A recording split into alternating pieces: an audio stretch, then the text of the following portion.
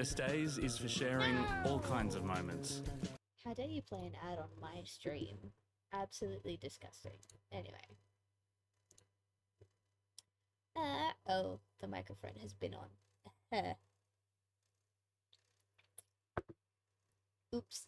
Anyway, hi everyone. How you doing?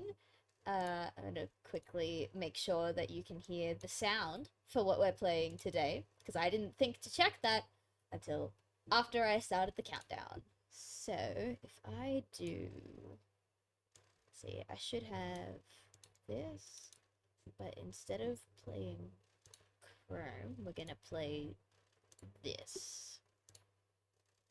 I won't know until after we've clicked through because there's actually no sound happening right now. But, hello! We've got a lovely little indie game here called Do Not Take This Cat Home. I saw it on, I think, Instagram. Someone made like a reel talking about how it's a game about how you pick up a stray cat, you take it home, and then weird shit starts happening. That is all I know. I know it's a horror game, and I know there's something ridiculous, like 40 different endings to this game. So what we're gonna do is we're gonna go through it just how I would normally go through it. And then we will probably, depending on how much I like this game, we might try and get all the endings, depending on, again, how long this game is and how much I like it. So we are going to read the content warning, though, because I did boot up the game to see if the sound was coming through my headset, and there is a content warning. This game is not suitable for children or the easily disturbed. It includes depictions of horror elements, human/animal violence, and death, abuse/abusive relationships, disturbing images, loud noises, flashing images/lights, and more. Individuals suffering from anxiety, depression, or certain fears/phobias may not have a safe experience playing this game. For a full list of content and trigger warnings, go to the About section in the game's main menu. So I might have a quick look at the main menu just because I want people to be aware of what we're getting ourselves into. Like I said, I know nothing about this game. If we go... oh good, the sound is working. Excellent. I might turn it down a bit, both for the stream and for myself. There we go. Easy. Let's go to the About section, see what these triggers or content warning is about. You find a cat on your day off. From there, you decide what happens next. Or do you? Content warning. The content warnings will contain spoilers, but I feel like if the game is going to cover a lot of the stuff that it's going to cover, we may as well spoil ourselves a little bit just to make sure everyone in the chat is safe tonight. There's a very long list. Okay, here we go. These are the content warnings for this game. Abuse/abusive relationships, agoraphobia, amnesia, amputation/dismemberment, animal abuse, animal death, animals/monsters eating humans, anxiety/social anxiety, blood and gore, body horror, body injury, cannibalism, child abuse/minor mention or hint of, so that one's not brought up very much, cosmic horror, dead bodies and body parts, death/dying, decapitation, depression, disassociation, oh no, doll animation, I hate that, emotional abuse, entrapment, epilepsy warning, flashing images/lights, and static glitches. I don't think glitches needs to be a trigger warning, but it is there. Hallucinations, heart attack, intrusive thoughts, isolation, kidnapping/abduction, loss of vision, loud, sudden, and or repeating noises, manipulation/gaslighting, mental illness, mind control, murder, paranoia, poison/venom, psychological horror, that's what we're here for, baby, love it, scary/disturbing images and messages, scopophobia. I don't know what scopophobia is. I need to Google that. Seizure, self-harm, stalking, suicide/suicidal ideation, tense situations/gameplay, thalassophobia. I also don't know what that is. Timed gameplay. I don't know why that's a trigger, but sure. Violence and vomiting. So I need to look up scopophobia and thalassophobia because I don't actually know what those two are. So Scopophobia. Scopophobia is the fear of being stared at, so that's probably gonna get me. It's not a proper phobia, but I do really not like it. And thalassophobia is, oh no. I actually didn't know that this is what was called, but I actually do have thalassophobia. It's the fear of the ocean or large deep bodies of water. So I want to say if I have a panic attack on stream, like, I did that to myself. I've looked at the content warning, I can see thalassophobia, and I am choosing to continue. So if that happens and I want anyone to go at the game dev, I'm aware that that's what I'm getting into. Made with Renpai. Awesome. Okay, and then there's licensing underneath. So, awesome. I can't believe I didn't know that... Oh, I accidentally closed the game. Sorry, guys. I can't believe I didn't know that, like, thalassophobia was the name of, like, the one phobia that I have. That's crazy. Alright, well, now that we've gone through the content warning, how about... Let's see. I want full screen. Yeah, full screen works. Oh, but now I can't see my mouse. I can see it on stream, but I can't see my mouse on, in-game. So let me try and go back to window. Okay, I have to keep it windowed, otherwise I can't see the, thing. Skip unseen text. Rollback side. I don't know what rollback side is. Everything else looks okay. Let's just start. You're not having a great day, as usual.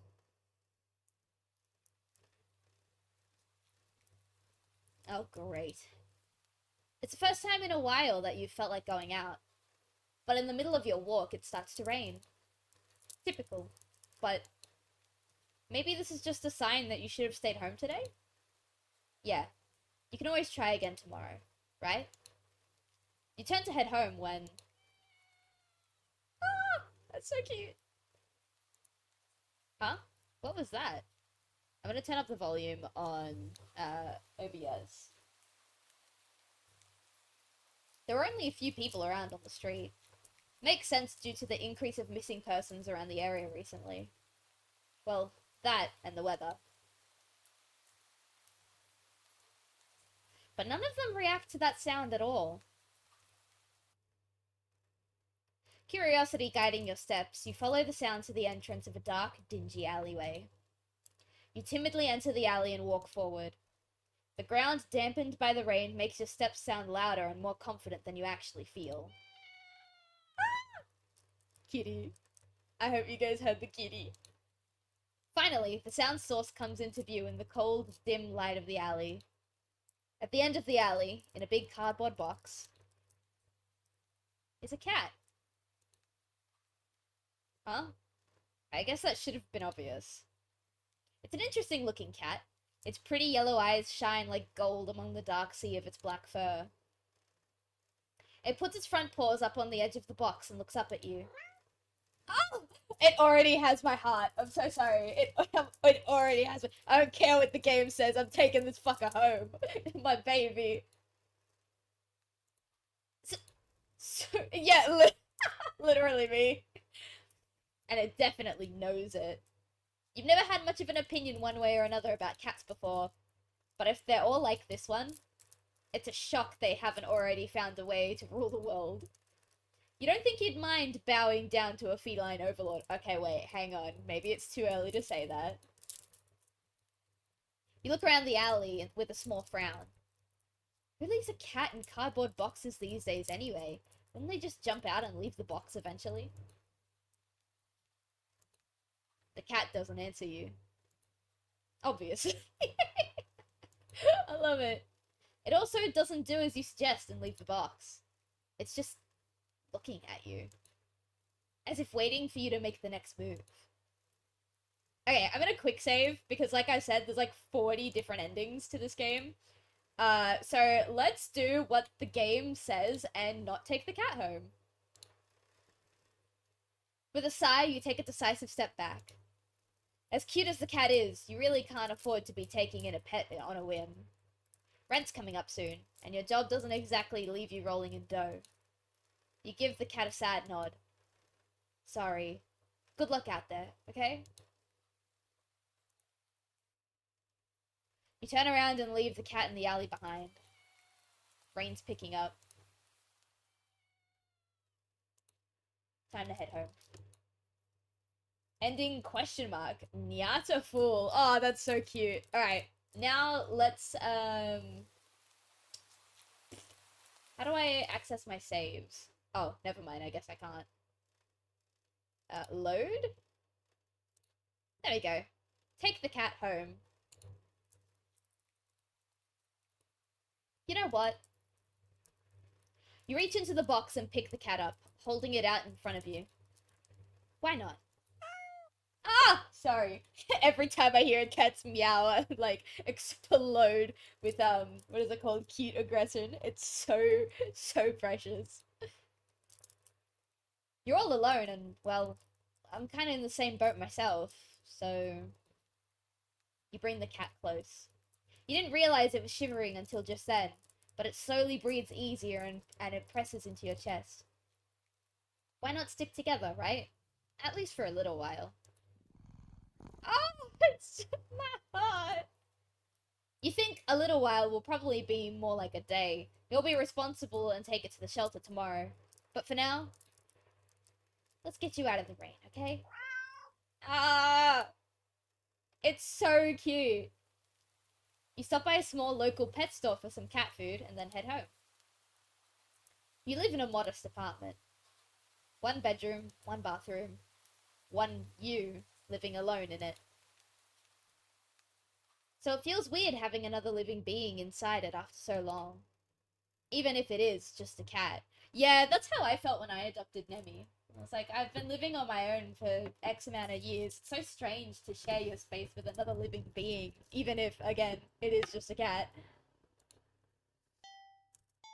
After locking the front door and placing the cat on the floor, you watch for a moment as it curiously explores the new environment. Leaving the feline to its own devices, you set about making the both of you some dinner. You take out the can of cat food and open it with the tab on top. You put some cat food on a saucer and click your tongue to call the cat over to you. It perks up at your beckoning and rushes over. It looks at the plate of food. And completely ignores it. Yeah. Actually, that happens when I give Nemi biscuits or wet food he doesn't like. There's particular brands of, like, food where if he sees me grabbing it, he rushes over and he, like, inhales it as if he's never eaten food before in his life. But then there's food like this where he's just like, nope. Not hungry, I guess. You try not to let it annoy you. Oh, it's so annoying. You pay good money for that cat food. The cat doesn't understand the concept of money to appreciate that you spent your hard-earned cash on it. It's just a cat after all. I'll just leave it here if you get hungry later. Okay? Literally, this is what happens in my brain when Nemi doesn't eat the food I give him. The cat rubs its body against your legs with a purr. You smile. That's enough of a thanks for you. It follows you into the kitchen as you start on your own dinner. You decide that you have enough ingredients for a sandwich. Bread toasted, mayo and mustard spread. Oh, mayo and mustard spread. Turkey and cheese and lettuce perfectly placed. I love a good turkey sandwich. The last turkey sandwich I had was a Jill sandwich, which was a Resident Evil reference that I had with my partner. And I really could use another Jill sandwich. Oh! I think we cut our finger while slicing tomato. You instantly cut your finger on the knife while slicing a tomato. There you go. Stupid. You feel a little embarrassed for such a blunder and sigh, tossing the knife into the cutting board.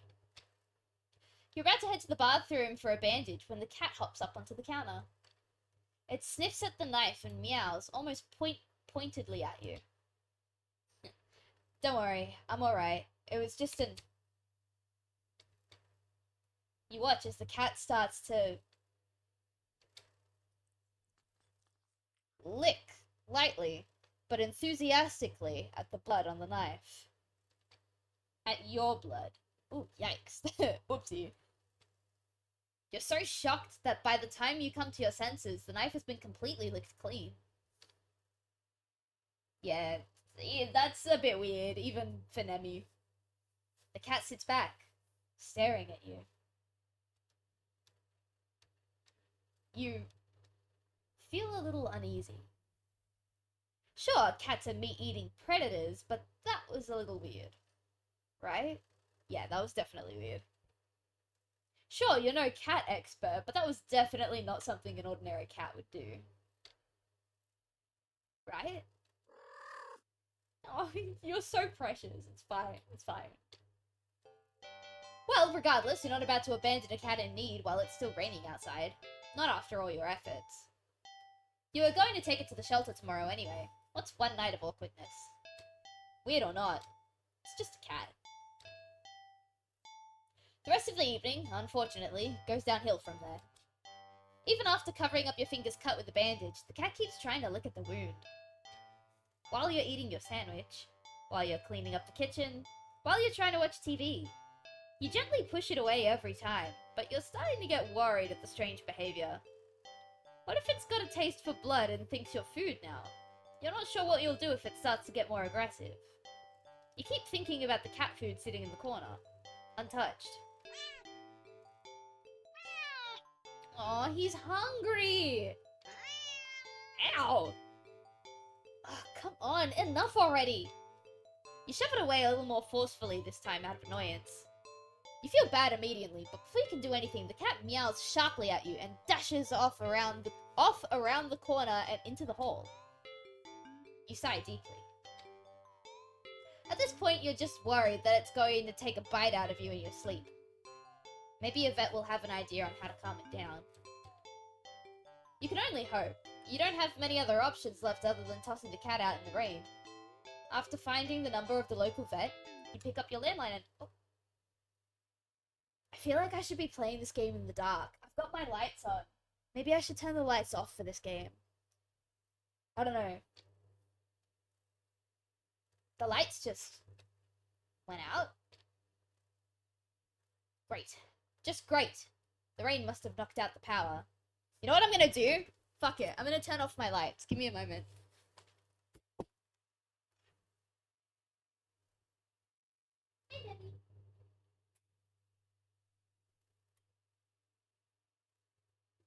Alright, I'm back.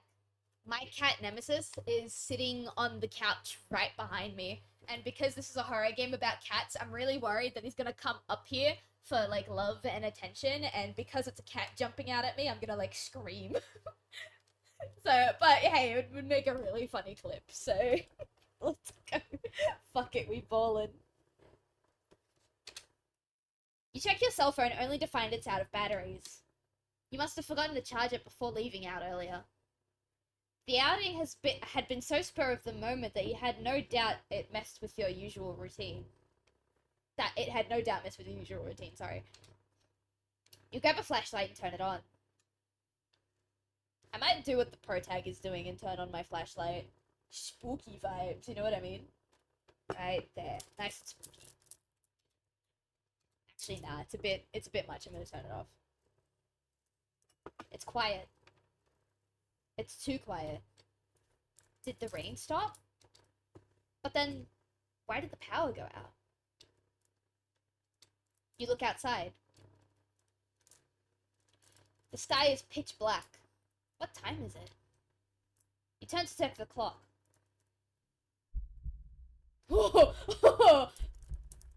I see kill in there. I see hell and kill in there. I don't like that. The cat sits on top of your digital clock, staring at you. I also see 444, which is actually a good number. Thinking now, you realize the clock shouldn't be working at all, with the power outage, but the numbers are lit up, and going completely haywire. The cat stares at you. It's completely still. You think it was a statue if you didn't know any better. It's not giving off any indication that it's alive. It's not blinking. It's not even breathing. But its eyes. Yeah, actually, I'm trying to maintain eye contact with it, and it's so scary. This isn't normal. You're afraid. You want to run, but you're afraid of letting the cat out of your sight. You consider tossing the cat out after all. But as soon as the thought enters your head, you feel the sharp urge to vomit. Those eyes. Its eyes hold you still. Even with your flashlight trained on it, its pupils are large. Oh! The flashlight flickers. I didn't even get to read that. Oh no! Uh-oh. And the cat is gone. Fuck. Are we gonna play some Five Nights at Freddy's level shit? We gotta find this cat. Fear immediately grips your mind. The silence, punctuated with the rapid pumping of blood in your heart, is overwritten as your ears slowly start to pick up the sound of static all around you. How's the clock working with no power? You don't know why such a question matters at this moment, but you feel as if having the answer— It's too quiet. Oh god, I can hear the heartbeat, actually. It's really gentle, but I can hear it. Maybe I should turn it up a bit. Oh, that's nasty.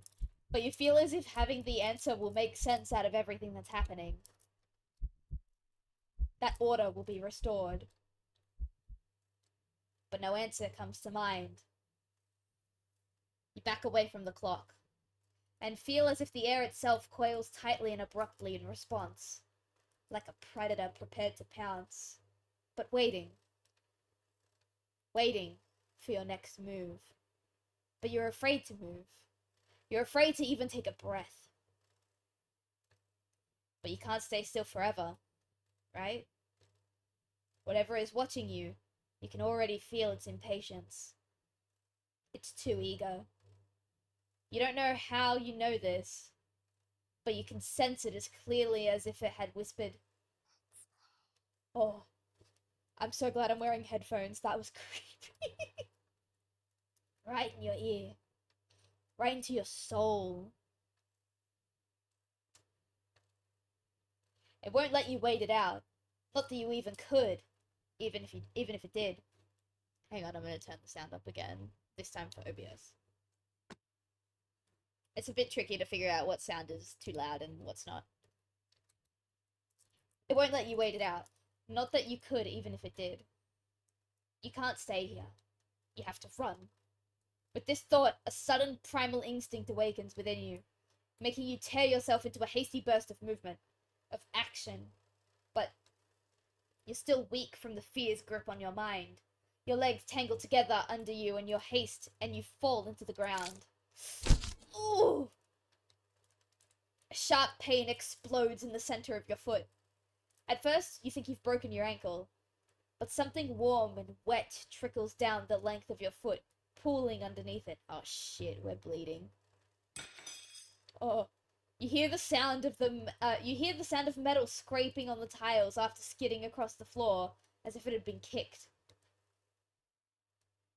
Winded from your fall, you look up in a daze and see the object glinting in a strange light coming in from outside. The light pouring in from your now open front door. Thoughts of how, when, who, what, in regards to your inexplicably open door screech to a halt, as your brain finally identifies the metallic object you've been staring at. It's your kitchen knife. It's still tinted red from your earlier blunder, but that's not right. Wasn't it completely licked clean by the... Fuck. You gulp dryly at the pain in your foot. You barely have time to wonder how the knife ended up in your living room floor to be stepped on, instead of resting on your cutting board in the kitchen where you left it. Oh god, those eyes. When you spy something in the darkness just beyond the knife. It spies right back at you. Oh. A pair of glowing golden eyes come forward as the cat emerges from the shadows into the light from your doorway. It pads lightly over to the knife, as if skipping in delight, and bends down to lap at the blood dripping from the blade. Ah. Your senses slowly begin to overwhelm you. The chill of the air as it starts to suffocate you under its weight. The sound of your shaky breaths discordant against the static now piercing your skull. The dryness of your tongue spreading to your throat. The incomprehensible sight of the stray you'd taken in. Licking away at your kitchen knife, once again completely clean. The scent of blood from the fresh wound on your foot. Blood?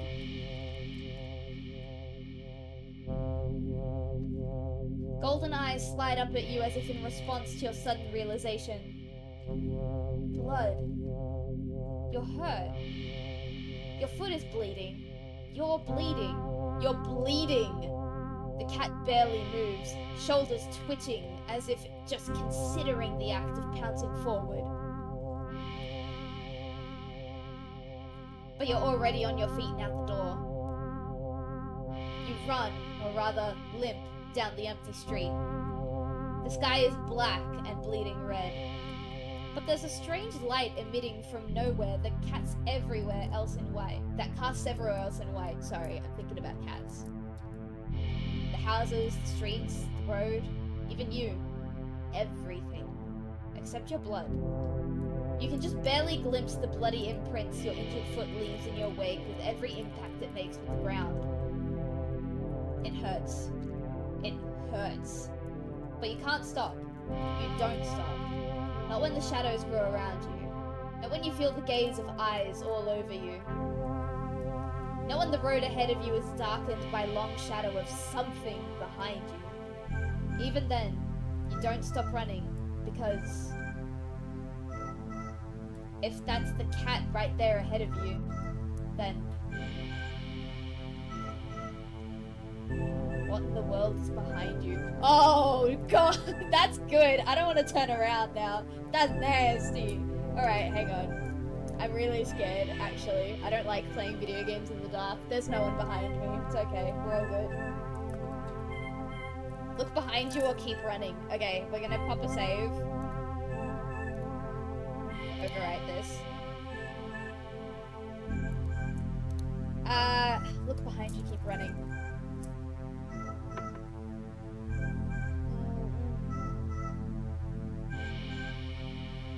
Look behind. Huh? Interesting. How very, very interesting.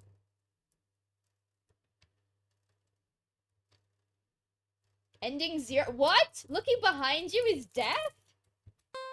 Alright. Load. Keep running. Huh. Interesting. How very, very interesting. What? Wait, hang on. Wait. Endings. Something happened, you think. Anyway, you can't really remember what. There are 40 endings. Okay, I guess we have to start again completely? Oh.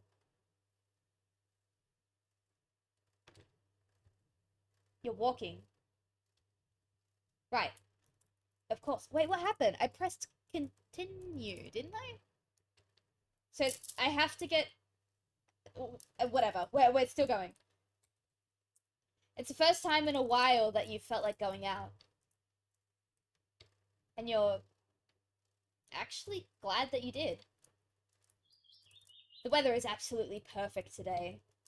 That's a good sign, right? Maybe your luck is finally starting to turn around. You tentatively allow yourself to feel excited for all the possibilities of where you could go or what you could do. Maybe even who you could meet. You're so deep in thought that you almost miss it. Huh? What was that? Curiosity guiding your steps. Okay, we read this already. The sunlight only just manages to reach down between the tall buildings on either side. You timidly enter the alley and walk forward, the loose gravel and scattered debris on the ground softening your steps. Is this a different person entirely? Finally, the sound source comes into view within the warm, almost ethereal light of the alley.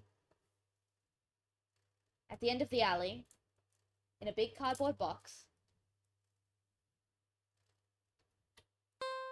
is a cat. Aw, what a cute little guy. Huh, I guess that should have been obvious.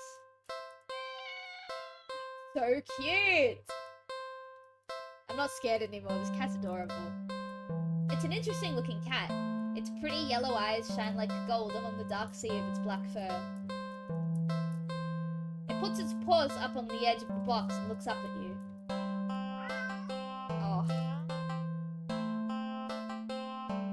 Again, so cute. Oh, you look so... Maybe it's not a different person. Familiar! Uh-oh. Right? Oh no, this is where the psychological horror comes in. Then again, it is a cat. Not many different ways for a standard black cat to look, after all. This one sure is cutie, though. Just look. It's not glaring at you or hissing at you for getting this close like other stray cats have in the past. It's just sitting there patiently, waiting for you to do something. Alright, we're gonna pop another save. I want to see what happens.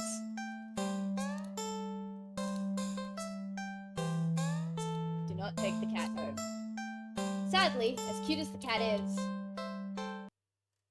you'd never take this thing home with you.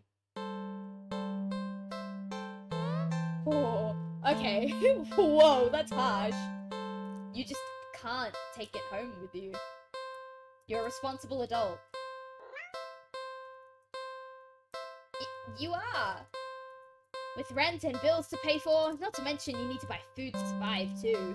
There's no way you could take care of a cat long term, right? You can barely afford this little outing on your day off. What to do? Leave cat, feed cat, play with cat on second thought. Question mark, question mark, question mark. Okay. Question mark. You're not ready. Ah, okay. So we gotta come back here at a later date. Leave the cat. You don't think it's a good idea to get the cat's hopes up having someone look after it if you're not willing to commit? What if it gets attached and somehow tracks you down back to your home? Oh. I'm pretty sure that said you'd never get away with that or something like that. Sorry.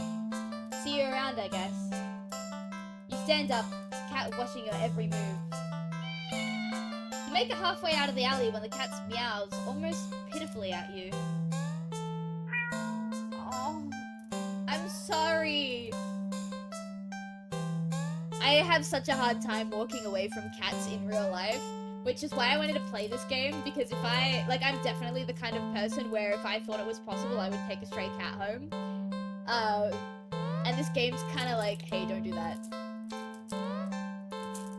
Okay, hang on. I'm pretty sure it'll put me back on the regular path if I just click turn back, so I'll just ignore. No, nope. You need to nip this in the bud and get on with your day. It's what's best for the both of you. You leave the alley and continue on your way. Wait, what was I doing?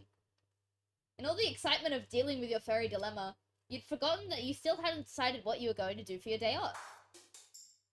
Oh, we're still going. Okay, we chose to leave the cat.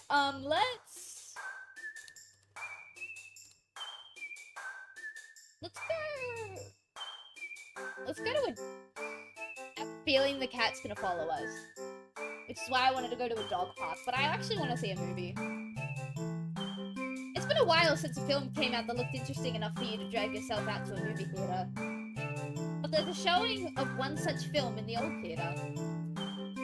The movie was a little too niche to be picked up by the new cinema that opened right across the street. That's okay though, you're not exactly a fan of the crowds. And nothing ruins the experience of watching a new movie for you more than a noisy audience. Oh yeah, my partner would definitely agree. Go to the old theater, go to the old theater. You eagerly buy your ticket from the kind old man in the booth and head inside.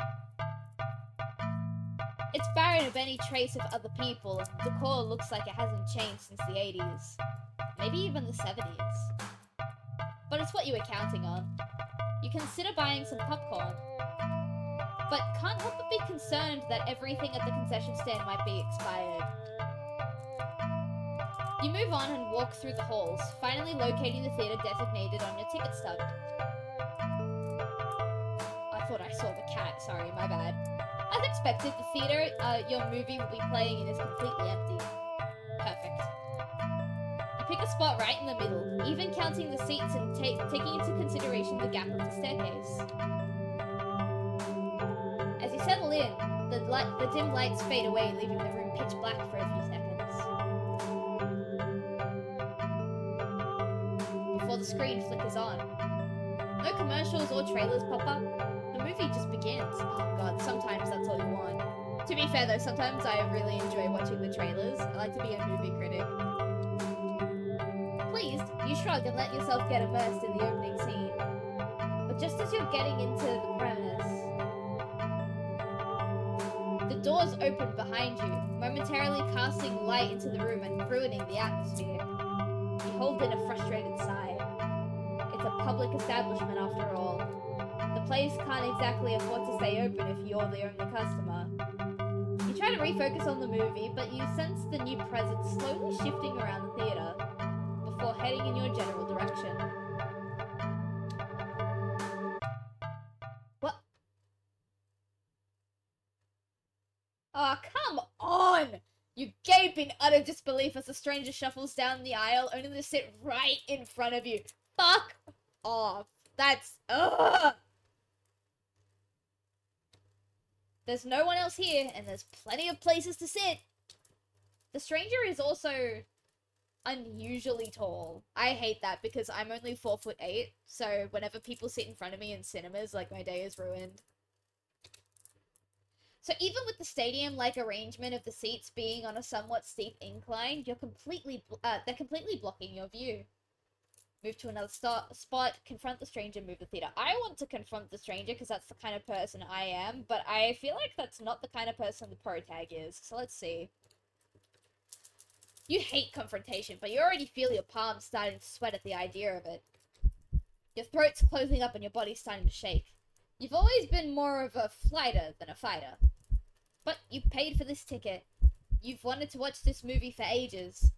And now this total stranger has ruined the entire experience for you. You're all alone in this theater. There's no one who'll help you if something goes wrong. But you're angry enough to ignore the signs of your body begging you to put as much distance as you can between yourself and this stranger. Stand up. Even standing higher up on the incline, the stranger is still at least a head taller than you. Oh. The movie continues to play in the background, but you feel as if a hush immediately falls heavily over the theater at your movement. As if you can sense the stranger anticipating what you plan to do next. You square your shoulders and force a little bass into your voice. Hey! The effort makes your words come out more harshly than you intended, like a sudden vicious bark. But you figure they deserve it anyway. You're being a real jerk, you know that? Just what are you playing at, huh? Are you trying to piss me off? Oh, okay, that's not how you deal with... That's not... Confrontation is not always a bad thing. You could have just said, hey, I'm sorry, do you mind moving a seat over? You don't need to be like this.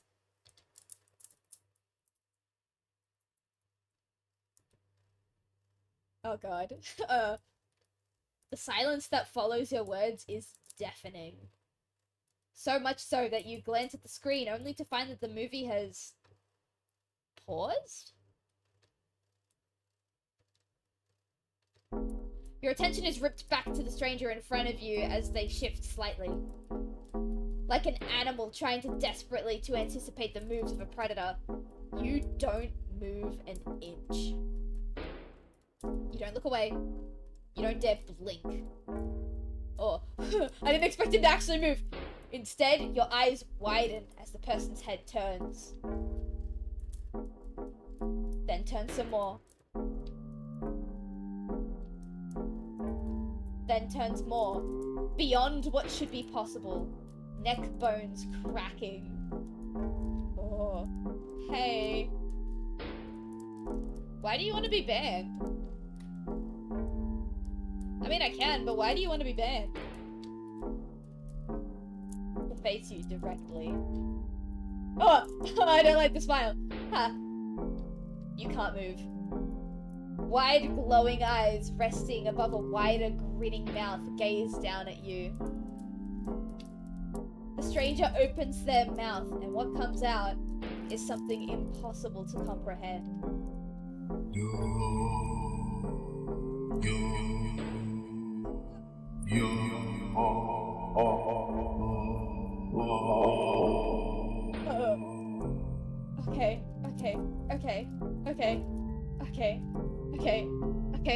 Okay. You want to be banned? Yeah, sure. Let me do that real quick. I just need a minute from this game. Where are you? Timeout. Okay, I'm gonna ban you now. Have fun. Okay. Oh shit, I can't. Okay, hang on. I gotta. That was so, like, I didn't like that sound. The voice is endlessly deep and creaks like a weighty door, foreboding and oddly melodic. Alluring. But it also snaps you out of your terrified trance, and before you know it, you're already out the door. You run through the halls of the empty theater, heading for the exit. You feel something watching you from behind, but you're too afraid to look. The exit now in sight, you sprint forward and burst through the doors. You look around frantically, spot the crowded cinema across the street. People, that's what you need. Safety in numbers and all. Without thinking, you rush into the street when a sinking sensation crawls down your spine, compelling you to look behind you. Go to the new cinema. Don't look behind you. You know what I'm gonna do.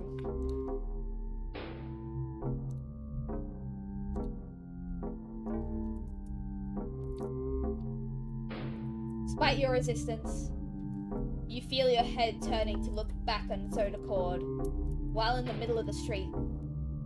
Oh, yuck!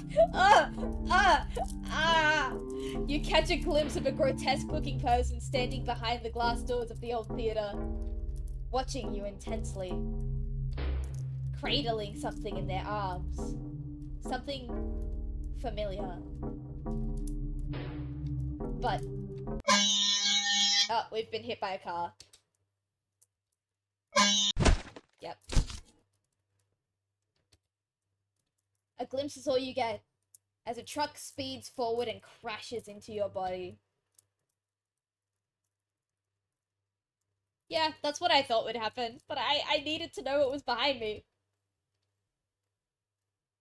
You're killed on impact. Your body splattered across the road and crushed further under the heavy tires.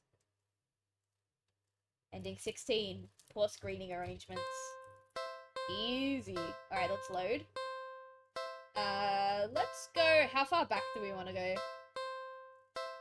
Let's just go back here. Go to the new cinema. Refusing to even risk a peek over at your shoulder, you rush across the street to the new cinema theater. You didn't realize that it felt like you've been surrounded by some kind of dreadful pressure. Oh. I think it's gone. Until it very suddenly vanishes, leaving you feeling more than a little shaken. But at least breathing comes easier. You think it's within your best interest to repress everything that just happened. Yeah. Deciding to wait for the movie you've been anticipating to be available on DVD or streaming, you join the long line outside the new cinema. By the time you've reached the ticket booth, you just want to get inside. So you pick a movie at random and take your ticket from the tired-looking teenager manning the booth. The decor is chic and sleek, and the inside is bustling with people. It's not what you're usually into. But it's kind of nice not being alone. Even if you feel a little lonely watching families and groups of friends laughing among themselves. I don't like the music in here. You get some popcorn, but the lines at the concession stands are long and prices are criminal anyway. You go through the halls. and follow the signs to the theatre designated on the ticket before heading inside.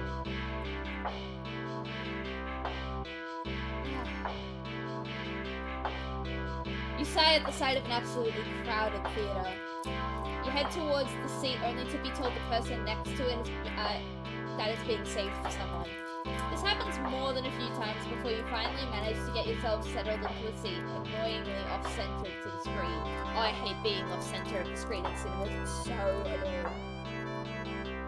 But the screen is at least visible, if not a little too close, so you grit your teeth and bear it. The lights fade out.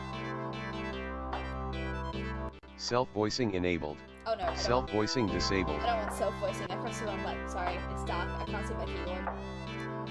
But the chatter doesn't. The rest of the audience seems content to talk through the commercials, even through the trailers. You figure the chatting will stop when the movie actually begins. But it doesn't get even slightly quieter as the opening scene starts to play out. You sigh out loud, not thinking anyone would hear you anyway. Oh god, everyone's gonna turn around, aren't they? Oh god. This is why you avoid movie theaters like the plague. Okay, thank god, not everyone didn't all turn around. I wouldn't have liked that. Suddenly, screen changes, showing the face of a black cat. A familiar black cat. Confused murmurs fill the room, but then the cat on the screen meows.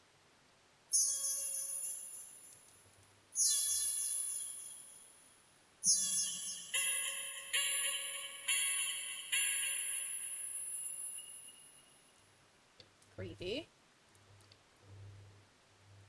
The sound is strange and not at all like any cat should sound. Haunting, almost melodic. Yeah, like the guy in the other theater. And layered as if made of multiple voices of different creatures. Creatures that would probably never say...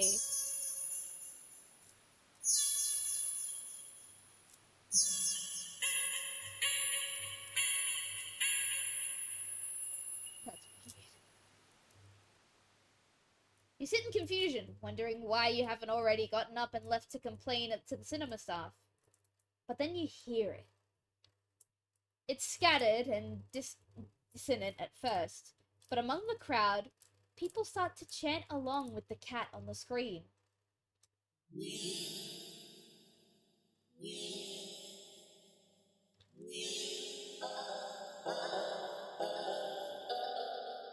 Oh.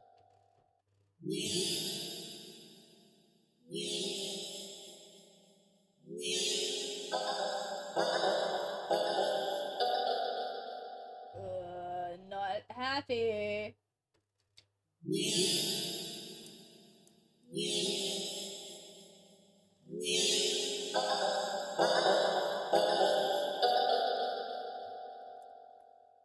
Soon, the entire room is chanting in perfect unison. Everyone staring intently at the cat on the screen. You're feeling strangely drawn to the screen yourself. But the compulsion to stare blankly like the others isn't that strong. For now. Also, you start to notice out the corner of your eye that some of the people in your immediate vicinity are looking at you. No. They're outright staring holes into you, even as they continue chanting. They don't miss a beat as they slowly begin to frown at you in blatant disapproval. Oh. Their scowls deepen as time goes on, as if they're getting impatient. Try to leave the theater, try to blend in with the crowd. Okay, try to leave. This is too weird. I need to get out of here. Gathering your courage, or perhaps putting your fear to use, you stand up, fully intending to leave the theater. Oh god, it stopped. When everything comes to an abrupt stop. All the chanting stops, even the cat's chanting on the screen. You tense and risk a glance around the theater. Ah! Oh, that was what I was worried about. They're all staring at you.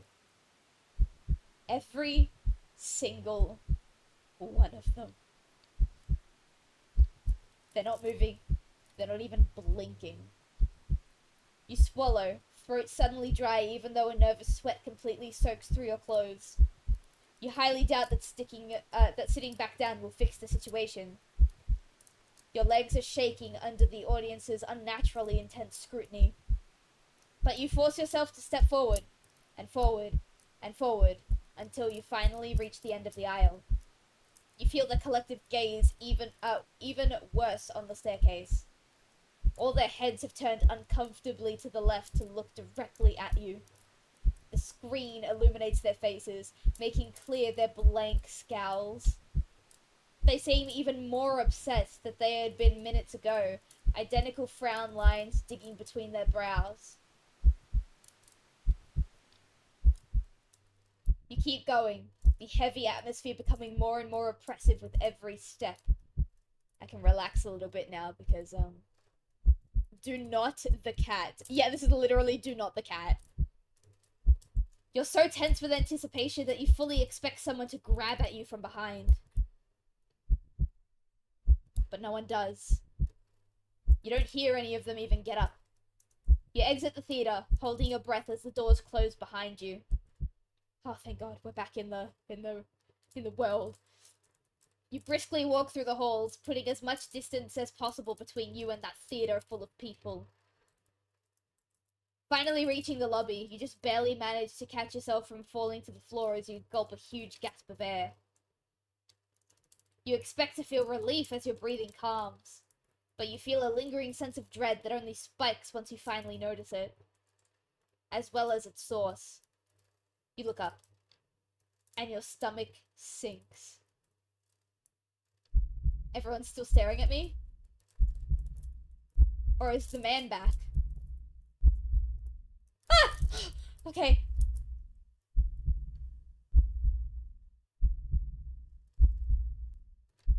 Nemi? Nemi, you wanna come sit with mommy? You wanna come here? Come cuddle?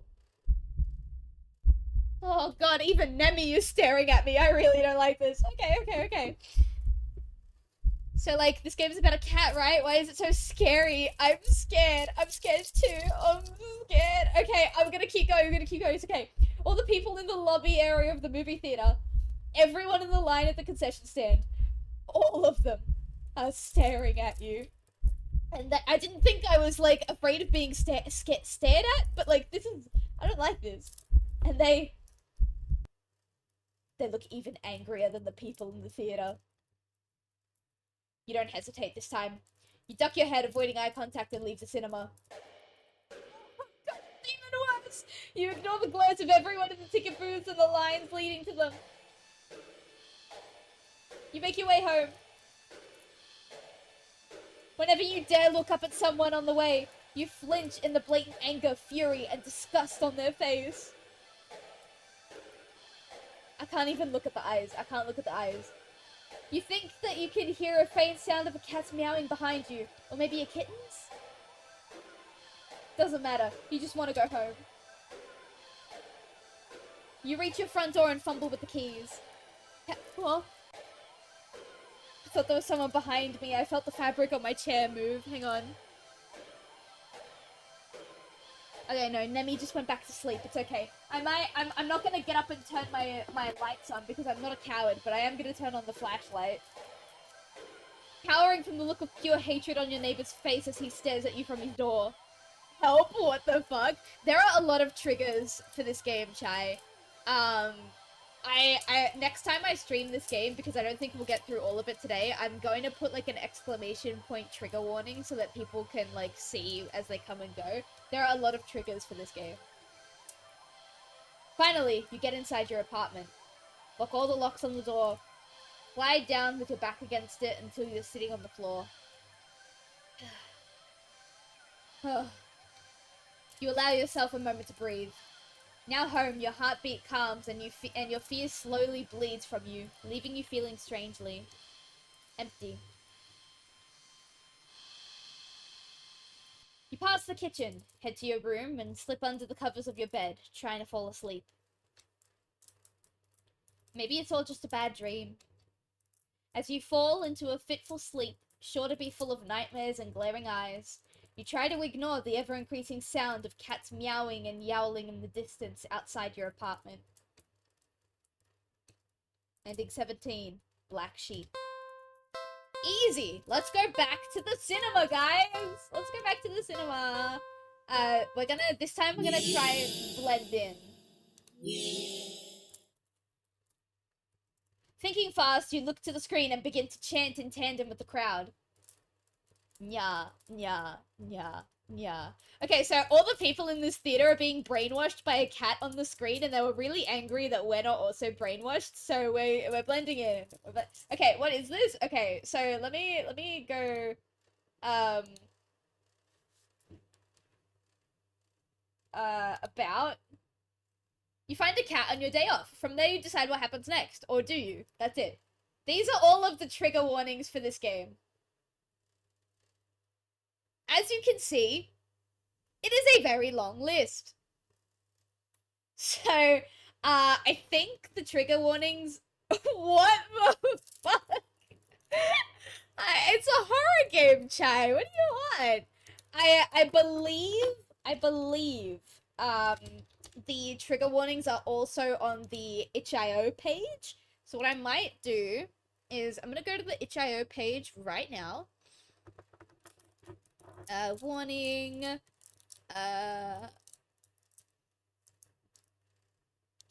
More information. No. Okay, no. The trigger warnings are not on the itch.io page. Which is a shame. But there are a lot of them, as you can see. Is there jump scares? Let me see. A, B, C, D, E, F, G, H, I, J, K... H, I, J... No. There are none. It would say here. I love that there's so many that they've had to put it in alphabetical order. There are tense situations and gameplay, but there are no jump scares. Also thalassophobia and scopophobia. Psychological horror is the one that I really like. Paranoia, murder, mind control, manipulation and gaslighting, entrapment, emotional abuse, depression. This is a long list, okay? This is a long list. I don't know what to say. I don't know what to tell you. This is a very long list of triggers. I'm sorry. Alright, so we start chanting. What the fuck? It's super... yeah. I had no idea what I was getting into, chat. And if it makes you feel any better, I have thalassophobia, and that was on the trigger list. So if I have a panic attack on stream, don't go after the developer. I know full well what I'm getting into, and it's my fault. Okay, the chanting is working. The chanting is working. They're not staring anymore. Okay. You feel the harshness of their collective gazes start to ebb away. Hang on. Only Discord messages can express how what the fuck I am feeling right now. Hold up. Okay, cool. Yeah, DM me. Let's do it. The air in the theater becoming lighter once again.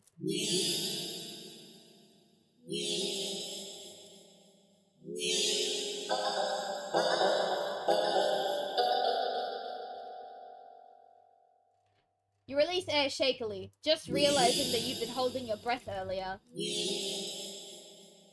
You feel stuck. Surely you can't just up and leave now. Not after whatever all that was.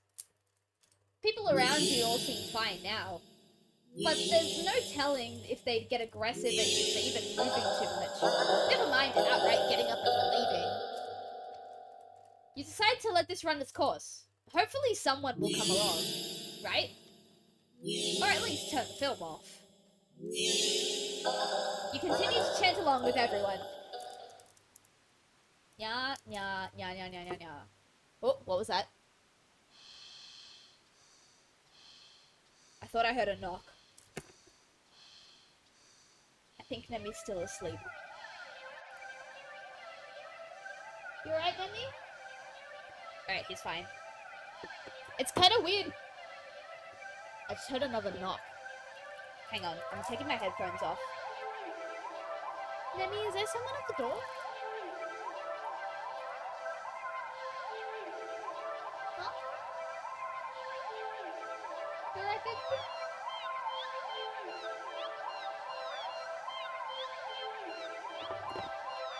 okay, I think I was knocking something by accident, or the knocking is in the game. But this game has put me so on edge that I can't make eye contact with my cat now. You start to feel lightheaded. You feel as if you could fall asleep, but your eyes don't feel heavy in the slightest.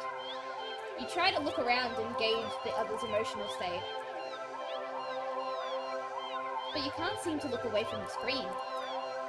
You try again, but you're still locked into eye contact with the cat on screen. I'm gonna quickly check the Discord messages that Chai sent.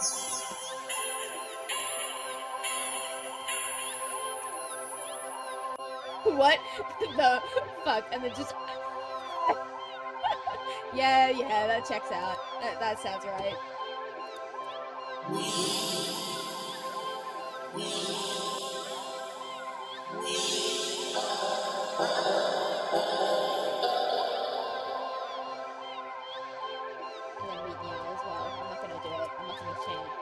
You attempt to physically force your line of vision away. You steel your nerves, ready to throw yourself to the ground if you need to. But your body only gets as far as tensing up for a moment before completely loosening itself again, making you lay back limply in your seat. You think you should be panicking right now, but even your brain feels limp. Your thoughts are vaguely muted in pastel pink, airy, sickeningly sweet and loosely spun, like cotton candy. You like cotton candy. You think that you shouldn't mind your thoughts and body being like cotton candy either. So, why get up and ruin that? It's nice here. You're more at peace than you've ever felt before in such a crowded room. Still chanting, you never felt so aligned and in tune with another person. So when do you get eaten? I don't know yet. Let alone with an entire room full of complete strangers. You're not alone. Out of the corner of your eye, the person next to you starts to sink back even further into their chair. They sink even more. Then more. Not like they're slouching or reclining, but more like they're... Ah!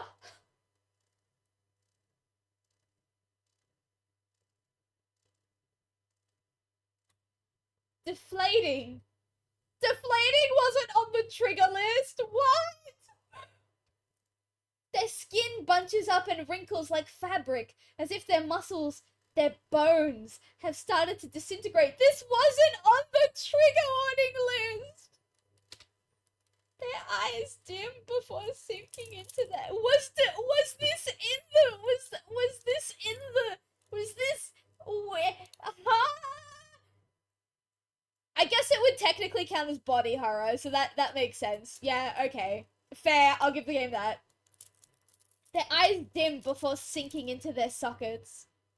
It was not. I think this technically counts as body horror, so that's fine. Their mouth, still attempting to chant, falls open over a cut-off nya. Gaping as the word ends in an awful hiss. A final, weak release of air.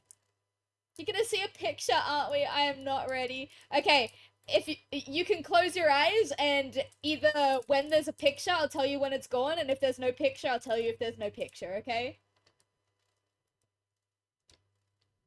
You muse thoroughly about whether or not you should be distressed at the sight. Alright, there's no picture. There's no picture. But even then, the blanket of peace doesn't leave you. Suddenly, from the pile of skin and clothes next to you, you see a lump moving around.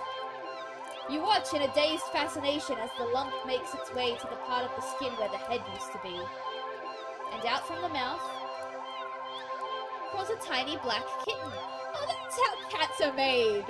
Oh, lovely.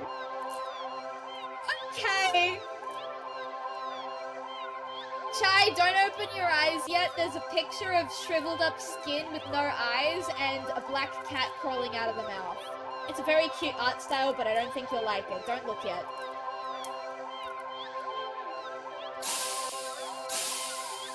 Oh, that's the sound of more people dying. I saw it. I'm so sorry, Chai. You can hear I'll tell you when it's gone. I'll tell you when it's gone. You can hear the familiar hissing sound all around you now as the unified chants start to fade. That's what I was saying. I'm sorry! I'll tell you when it's gone! Only to be replaced with the faint mewling of kittens. The picture is gone, Chai. Picture is gone. Finally, your voice is the only one chanting. Still human. And alone. Again. You don't want that. You can't go back to that. Not again. Not again. Please. Then, just then, you go completely limp. Your body feels light, but it might as well weigh several tons. Because you realize quite suddenly that you can't move. Not an inch. You can't shift your eyes to look around. You can't even breathe. But somehow, the chant continues to creak weakly from your mouth. Yeah, I'm not gonna actually chant. A few kittens come forward and perch themselves on the chairs around you, watching your sinking body, mewling as they wait for the youngest sibling to emerge from you. Dozens of glowing eyes peer down at you. And as your eyes start to cave into the sockets of your softening skull, you manage to make out the silhouette of a familiar cat perching on the seat right in front of you. Your vision finally fades. And as that same hiss of air expels itself from your mouth, the last thing you sense is something small and alive shifting eagerly under your skin. Ending 18. Happy birthday. How many endings have we got?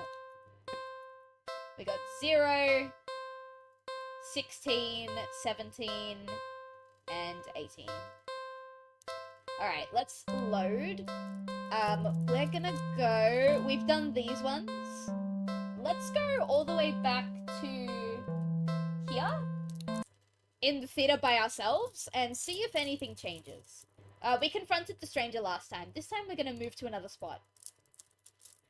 You don't want to risk escalating the situation further. This whole thing is already making you uneasy. Why would they choose to sit right in front of you? Surely they know you wouldn't be able to see past them. Shaking your head with a passive-aggressive scoff in the stranger's direction, you reluctantly pick another less perfect seat in the theater. Happy birthday! Yeah, what's that icon next to your, Raging Wolf Helm? What's that? Where'd you get that? This badge is earned when watching Elden Ring during the initial the expansion launch. Oh, okay, cool. Nice new badge. Love it. Whoops. Hang on. I've, tried to look at your badge and I made a mistake. I'm so sorry. Close this. There we go. Alright. Some temporary peace for the moment. But, as you settle down, you see the strange person get up, only to once again sit down in the seat directly in front of you. The fucking nerve of this guy! I just got it. That's fucking morbid. Yeah, it's so morbid. And I know like, what this guy is because of a different ending we got, but, like, the fucking nerve of this guy. You look around somewhat helplessly as if waiting for someone to silently agree with you about how all of this is. Oh yeah, I always look to my boyfriend. I'm like, did you fucking see that guy? And my boyfriend's just like, did you fucking see that guy? No, it's not, did you fucking see that guy? It's, what is it? Can you fucking believe this guy? That's what it is. I remember. Or at least inform you that this was all an elaborate prank. But there's no one else here with you. That's how you've always liked it, but... You can't help but think that maybe it would be nice to have someone else here if it meant not being alone with this weird jerk. Oh, okay. Let's try and leave the theater this time. Nemi? Oh, it's just my cat. It's just my cat. It's just my cat. This is the cat that I was allowed to take home. Nemi! Hey, baby. You wanna come cuddle? What are you staring at? Why are you staring at something on the floor? Okay, he's fine. He's fine. My cat's not gonna beat me. It's fine. I can't hear you very well at the moment, but thank you. Oh, is it because... Is my mic cutting out, or are you playing Elden Ring? Alright, this time let's try to leave the theater. This is too weird. Feeling uncomfortable, you decide to leave the theater. There's still enough time left in the day to do something else. Now what? Ah! Can I go back to the old theater? Can I? Oh, I can go back! Okay, I can skip through all this. Aha. So we just leave. Okay, what if we go to the new theater from here? Go to the new cinema. You don't know why, but you don't really feel great about the idea of being alone right now. You know exactly why. Deciding on... yeah, we've seen all of this. Is it going to be any different? Okay, no, it's not. Let's go... How do we... Preferences? Can I go back to the... Oh, here, load. So we've done these three. Let's go back up here. So we've done all of the Watch a Move Me segment. Let's go to the carnival.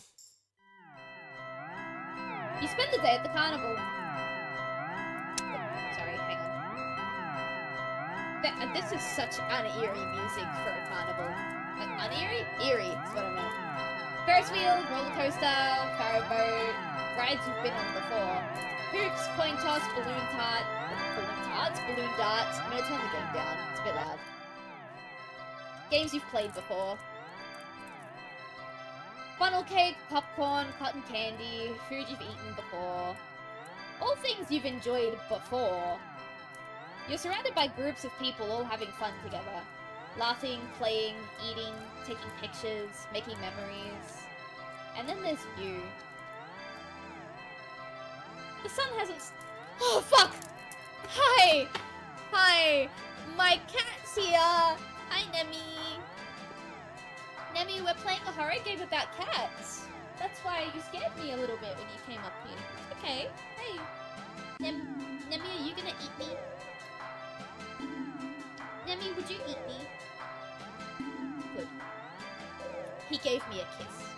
Nemi, give me a kiss? Mwah! Love you.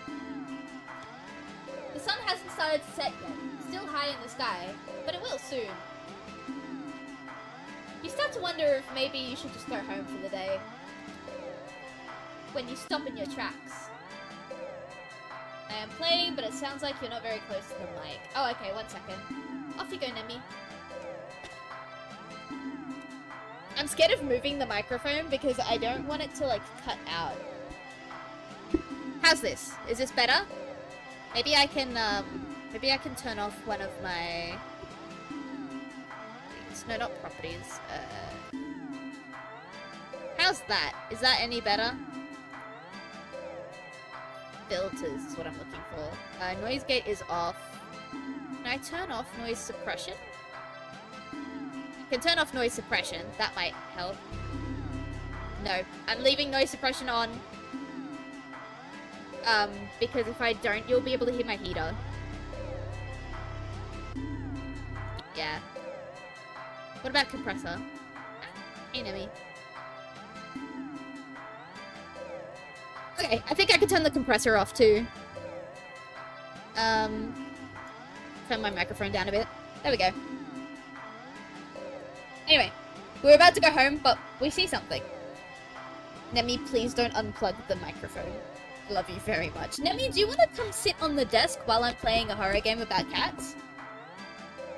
Yeah? No, I don't think he does. I'm just gonna pet him. New. An attraction you've never seen before. a maze of funhouse. No. No, I have a fun...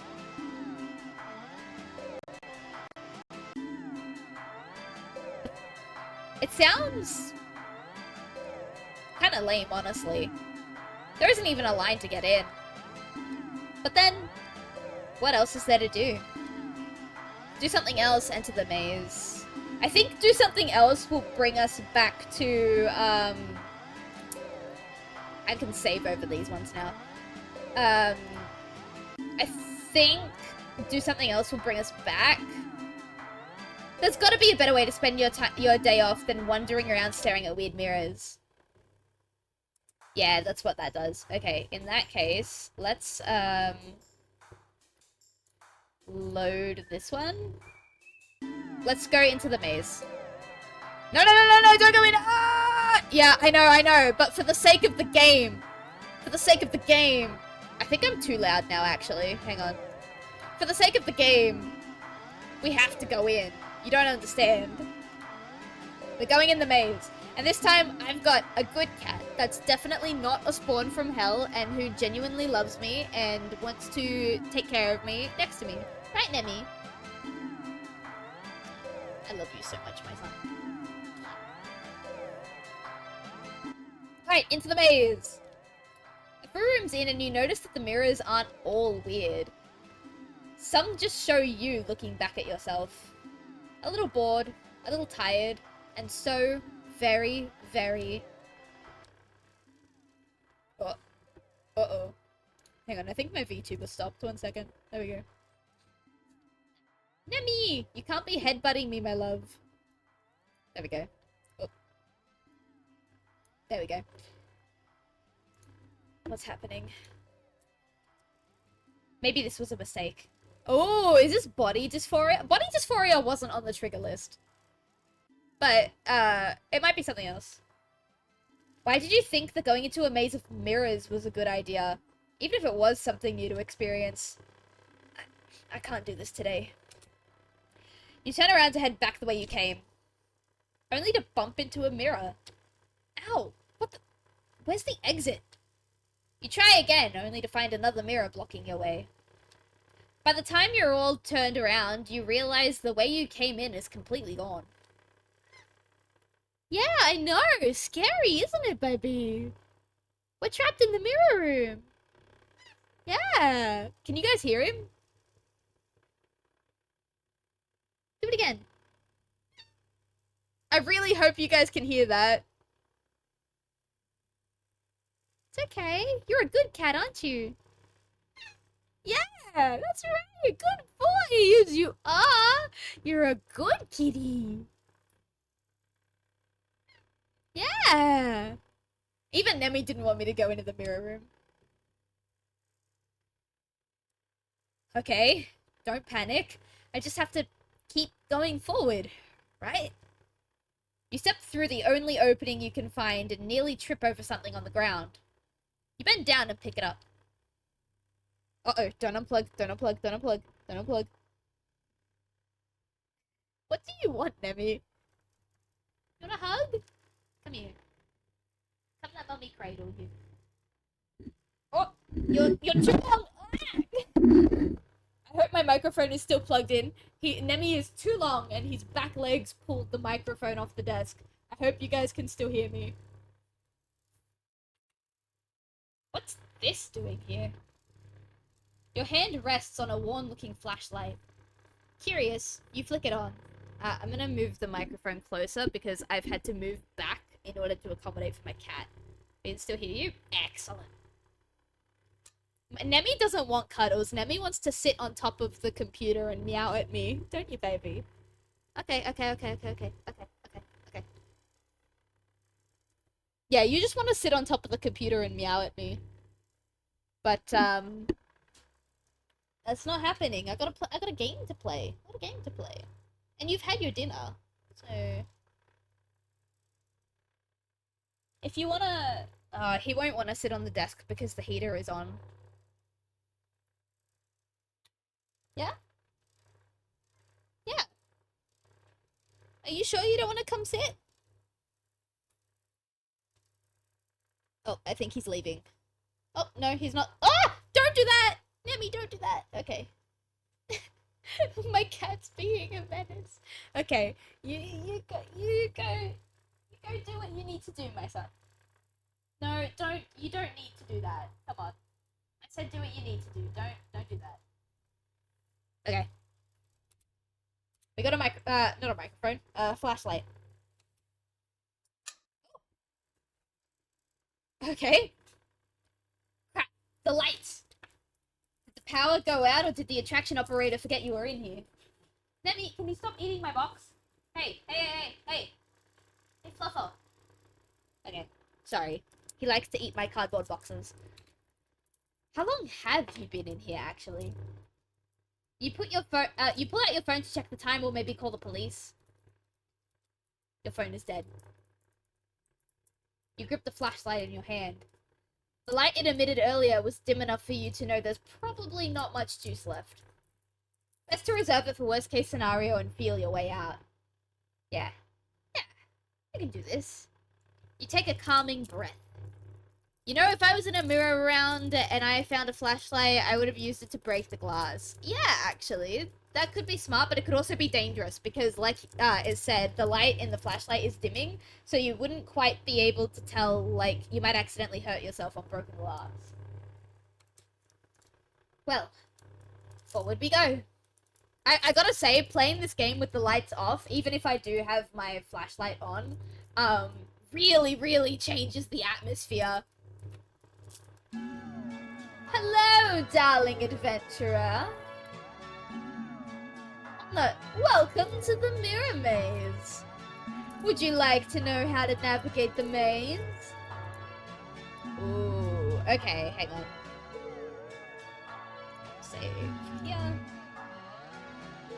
Let's go with, no, but I have, no, I don't even know you. Okay. No need to get snippy. I think the pro tag, had a hat, so technically you could use that as a handguard. Maybe. I can't remember if we have a hat. Let's begin then. 3, 2, 1, go! Stay. I'm pretty sure this room has an exit. Right. Okay, next room. Right. Next room. Left. Stay. This room feels off. Just wait. I think something just changed. Okay, left. Okay, left. Stay. Just wait. Something changed. Okay, center. Next room. Right. Right. Right. Still right. Okay, center. Okay, center. Stay.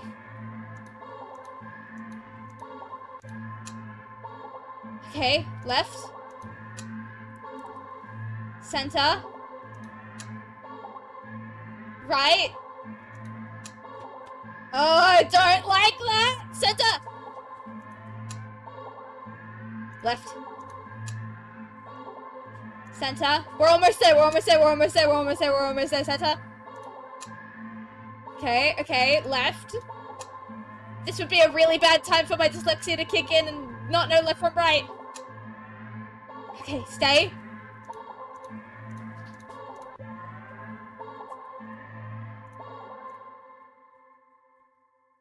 You see? Oh, thank God. Okay. Nemi! Stop eating my cardboard! Jeez, okay. I'm gonna have a sip of water, actually. I'm gonna have a sip of water, actually.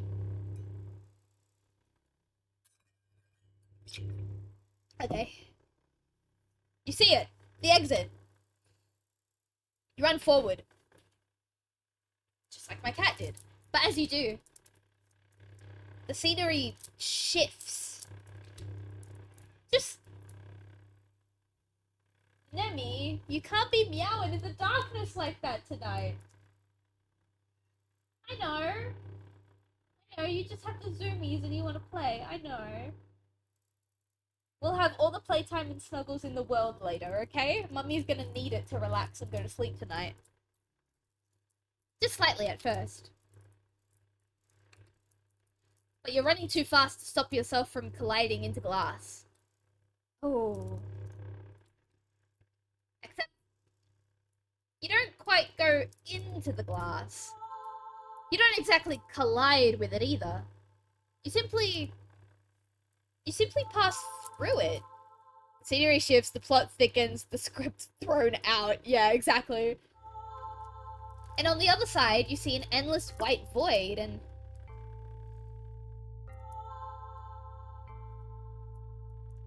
yourself? Dozens of you. Hundreds of you wandering around. Aimless. Faceless. And empty.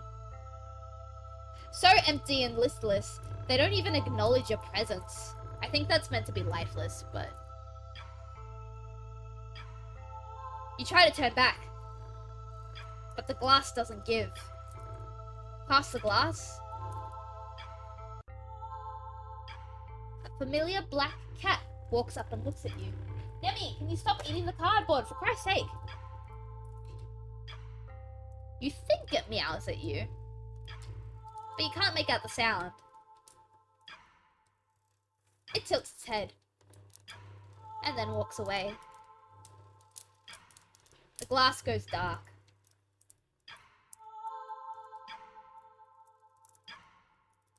Then you watch helplessly as it disappears completely. You're trapped. With only yourself as company. Ending 19. You beat the maze! Alright, let's go back and, like, fail the maze, actually. It's gonna be tense. It's gonna be a bit panicky. I'm really sorry. I have no idea what's gonna happen when we fail the maze. No. Actually, wait, go back. Oh, never mind. Load. Let's say no, but I have questions. Can you let me go? Can you turn off the flash, please? The game is too hard. This game is way too easy. Reset settings. Can you tell me about the maze again? Oh, can we make the maze more difficult? I'm gonna close my eyes so I don't cry. That's okay. I'm gonna make the maze more difficult. Is that so? There. Hold on. Wait, what did you do? You'll see. Oh, Jesus Christ. Ah, okay. I think I just made this maze minigame more difficult, and that alone tensed me up. So I did want to deliberately fail, but now I want to see if I can do it. Alright, 3, 2, 1. Okay, left. Left. Center. Right. Right. Stay. No. Okay. Right. Left. Oh! What was that? Oh! Ow! What happened? I'm being attacked! Okay, Santa! Okay. Ah! Stay. Ow! Ah! Okay.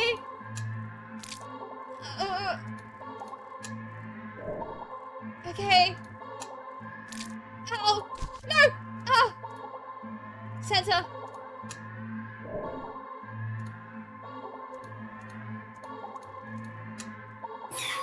Okay, right. Okay, ow, center. Ow, right? Stay. Hey, we did it! Hey, we did it! Easy. Okay, okay. Difficult mode. Nah. That was very tense though. That was super tense. Alright, this time let's try and fail the maze. How much hit points do we have? I can't see. 3. Okay, let's deliberately fail.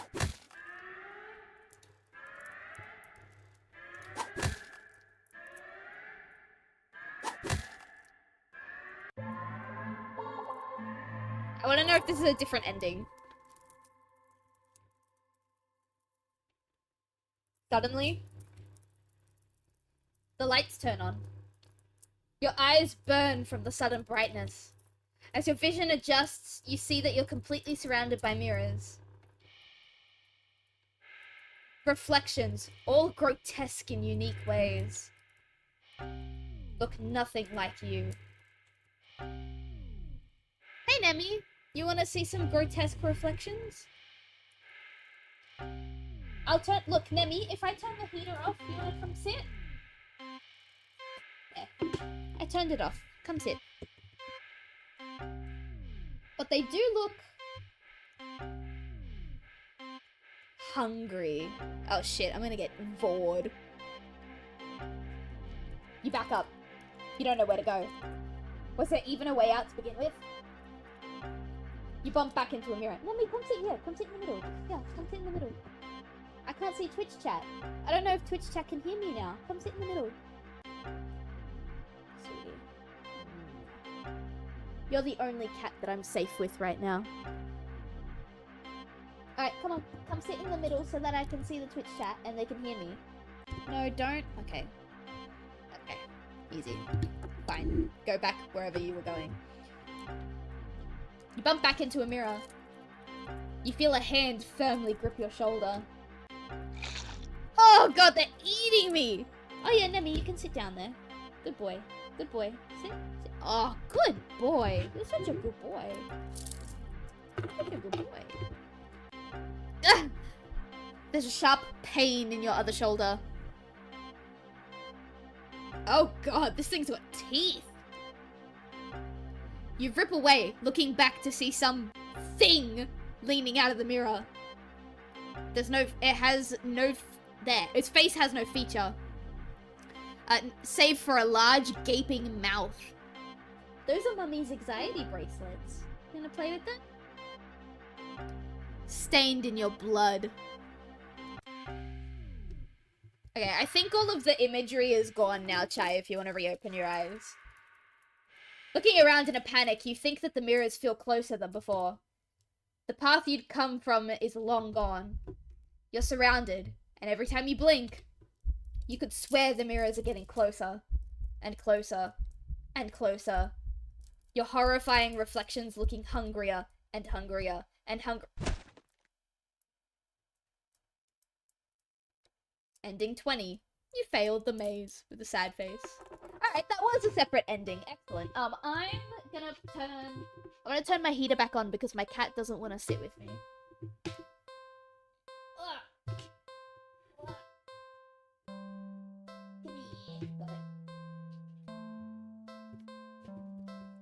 it. Okay. We're back on the main menu. So now we're gonna go all the way back here. Now we're gonna go to the dog park. You decide to take a stroll in a park or something. The only one within walking distance is the nearby dog park. You think it'll make you feel better. First you get to see a cute cat today, and now you get to see a cute dog. Several of them, in fact. Okay, we're at a dog park. I think I need another sip of water. I didn't make tea for tonight's stream because I try to limit myself to 1 cup of tea a day, and I had my cup of tea earlier today at my day job. I'm just trying to have water tonight. The park is bustling with owners and their canine companions. Playing frisbee, fetch, running, jumping, even napping. Such cuties. Whoa, whatever. Like you'd want anything to do with these mangy mutts. Yeah, what the fuck? I like dogs. What's wrong? You didn't think that. You decided to move on. Yeah, Mia, you okay? Yeah. The dogs are all so adorable. You want to pet every single one you come across. But you know that not all owners are cool with strangers just walking up and manhandling their pets. Not all dogs appreciate it either. So you stroll around the path, trying to exude a welcoming aura that will beckon one of these cute doggies to you. You don't have to wait very long. Oh, a puppy! Why is the music so nerve-wracking? We're just at a dog park. Oh, look at this boy! He's so cute. You stop as the smallest, cutest puppy you've ever seen scampers around, blocking your path. Oh, he's so cute. Oh my god! Kick the puppy, eat the puppy, kill the puppy, pick up the What?! Why is- Huh?! Bitch, huh?! Alright, I'm gonna save. Let's get the worst one out of the way. Trigger warning, I'm gonna kill a puppy. We're gonna get the worst option out of the way. No! That's horrible! There's no way I would ever do that! Oh, okay, never mind. The game won't let me. Let's kick it. What? It's just a puppy! There's no way I would ever do that. Okay, eat the puppy. That's disgusting! I think I'm gonna be sick. There's no way I would ever do that. Okay, so I'm thinking those might be options later on, because we know that this game loops. So maybe we have to come back to this at a later date, and then those options become a thing. Let's pick up the puppy. Oh! Whoa! Drop it, drop it, drop it! Ugh! I turned to look at my cat and it jump scared me, I'm sorry. You alright, Nemi? Nemi's just sitting really sad at the moment. I got scared, fuck. Look, I didn't expect it either. I dropped the puppy, I'm really sorry. Terrified, you dropped the puppy to the ground. Practically throwing it from you. You immediately feel horrible, wincing in guilt as the tiny yelp it releases upon hitting the ground. The owner shoves you aside with a cutting glare and storms away with their puppy. I'm sorry! That scared me, I dropped my phone. I'm so sorry, Ty. You call out, but they don't turn back or respond. Not that you expected them to. You deserved it. You're not feeling so great about being at the park at the moment. Maybe you should leave. Leave the park, stay in the park.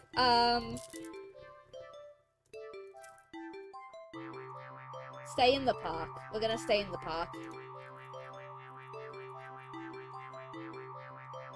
You stay at the park! Why is that in all caps? You stay at the park like a fucking idiot! You try to calm down by watching all the dogs from afar as you walk along the path. But every so often, one will run up to you. I'm assuming there's going to be more dog jump scares. So please keep that in mind. Wait, the second option, there was a second option with pick up the dog. There was. I'm gonna go back to it once we get to another ending. And when they do, they look wrong. Their owners don't seem to notice. You find a bench and sit down for a quick break, closing your eyes. Maybe this wasn't the best idea after all.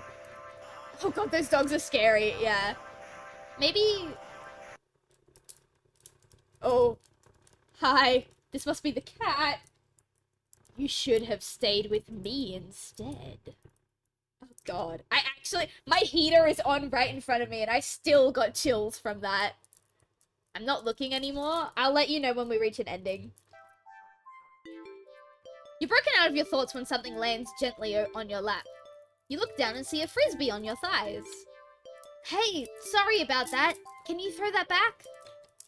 You look up to see the owner waving at you in the distance. But more importantly... Oh god. Oh no, oh no, oh no, the dog is coming.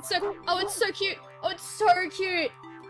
A series of excited barks jerks your gaze forward and you see a large dog sprinting towards you. It is so cute. I don't want to see this thing in like weird gore psycho thing. Oh god, it's about to change. Oh god.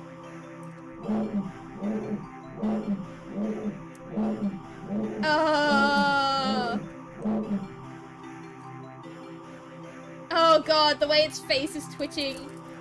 A series of excited barks jerks your gaze forward as you see a large dog sprinting towards you. Hey, hurry and throw it back.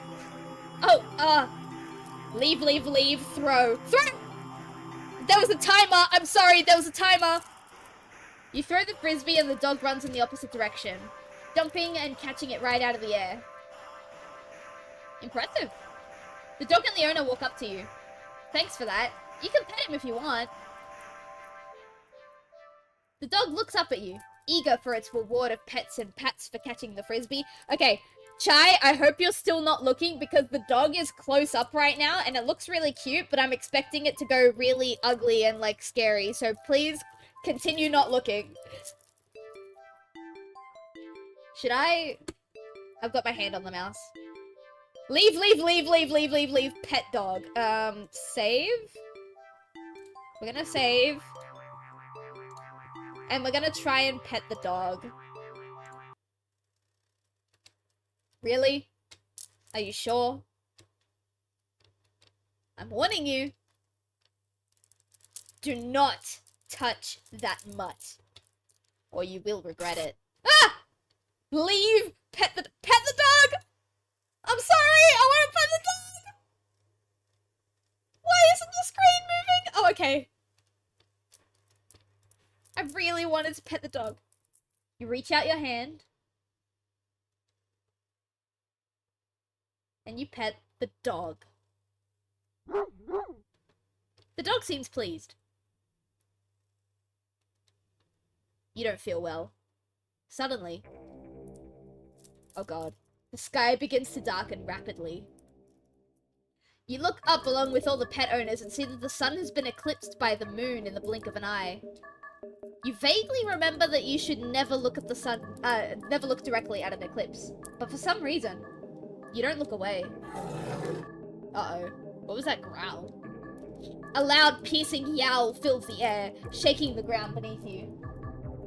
You instinctively move to lift your hands in order to shield your ears. But... oh, what's happening to the dog? The hand that had been cautiously pressed upon the dog's head comes away with some... resistance. Resistance like sticky slime, almost cementing your hand to the dog's head. Gross. The slime stretches with your movements. The dog's head stretches with it too, as the canine begins to just melt. It melts and melts until it becomes a pile of goo at your feet. The dog fucking melted! Ah! You dazedly look around for the dog's owner, only to find an empty pile of familiar clothes where they once stood. You see a similar pile of clothes next to piles of goo scattered across the park's open field. All the dogs. All their owners. The melted goo of the dog in front of you then starts to move with a shudder. Oh god, is it gonna birth a cat?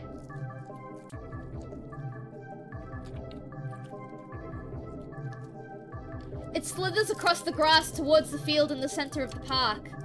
All the other piles of goo following out after it. It's making something. They mix and meld together into a single entity that shifts and undulates and boulders and grows. You watch in dazed horror as it then fills out and shapes itself. It's a cat, isn't it? No, it is a very angry dog! It is a behemoth of a dog. Snarling and frothing at the mouth, red eyes frantic and searching. Before the glowing orbs land directly on you. Oh shit, oh shit, oh shit, oh shit, oh shit. The rumbling growl it emits is so low and deep, you can feel the sound of it crash into you. Leave the park? That's our only option, so...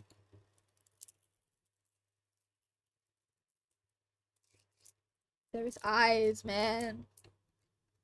No. You had your chance. Better stop running. Oh god, I'm getting chills again, and again, my heater is right in front of me. You try to run, but you're not fast enough. The behemoth barely takes a few leaps before it's already towering over you. Okay, Chai, I think the imagery is done, but just to be safe, I'll wait until the ending of the game. Oh, ow. Oh, we're getting beaten to death by a behemoth of a dog. It tears you apart until there's nothing left. Ending 21. Dog person. Alright, the ending is done, but we are gonna go back to our old save files and see what happens. So I'm gonna go back here, and I'm gonna click leave.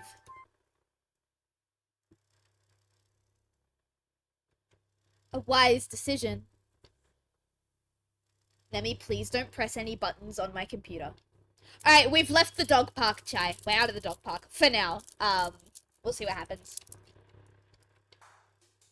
Okay, cool. Alright, that's all that it is. So, we're gonna go back to the... Whoops. We're gonna go back to the main menu. We're gonna go back to this section. Here. I think this brings us back to, like, good... Yeah, I think I'll and then go do these things. Okay, let's go... Here. Alright, you might want to close your eyes because this is where, like, the dog has a really scary face and there's two options. So, we're gonna pick up the puppy. Hold on. I'm holding on to the puppy. I didn't drop it this time. It's not a spooky puppy anymore. You just barely managed to rein in the reflex to throw the puppy as far away from you as possible. With shaking hands, you quickly place the puppy on the grass and take several jerky steps back. The owner seems confused by your reaction to their puppy. But you just wave at them in a daze before hastily stumbling away. You're not feeling, yeah, you're not feeling so great about being at the park at the moment. Okay, it loops back around. So, let's, we'll stay at the park. I'm gonna keep... Where does it go? Skip. We're gonna keep skipping. Leave. Good. And don't come back. Alright, so we're gonna... I'm gonna load up this save file here. Actually, no, I'm not gonna load this save file. I'm gonna go back. We're gonna load this one. We're gonna stay at the park. Skip, skip, skip, skip, skip. Throw. Skip, skip, skip, skip, skip. Pet. Skip, skip, skip, skip. Pet. Skip, skip, skip, skip. All the way to the end. Leave. Too late. Get beaten to death. And now, we've done all of those options. Eat? Nah, it won't let me eat the dog. It won't let me eat the dog. I tried. So now, we're gonna click continue.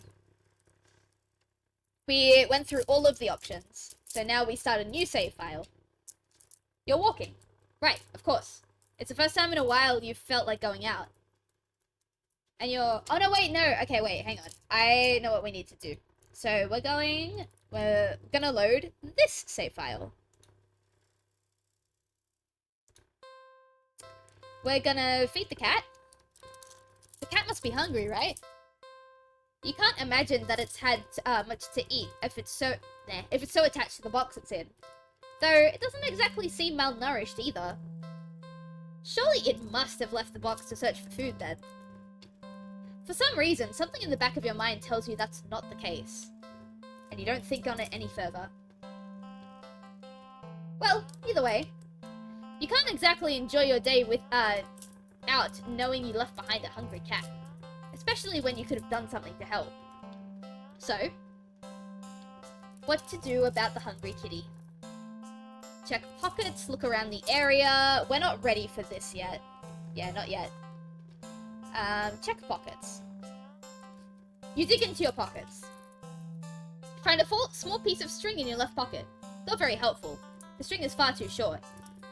An eager and excited cat leaping for it could easily lead you to getting bitten and scratched. In your right pocket is a bar of chocolate. You find a chocolate bar? Is it? Nope, it's not even expired. Quite the find indeed. How do you put a whole chocolate bar in your pocket and not know it's there? You're about to offer it to the cat, when suddenly you're hit with the guilt as you remember something gut-curling. Chocolate is toxic to cats. Oh my gosh, I'm so... You resist the urge to vomit at your near mistake. You feel so guilty, you throw the chocolate bar away into a nearby trash bin. An almost cat killer doesn't deserve chocolate. You go back to the cat, barely able to stand its innocently oblivious expression. Oh. It doesn't even know that you almost... I'm so sorry, I don't even know what to say.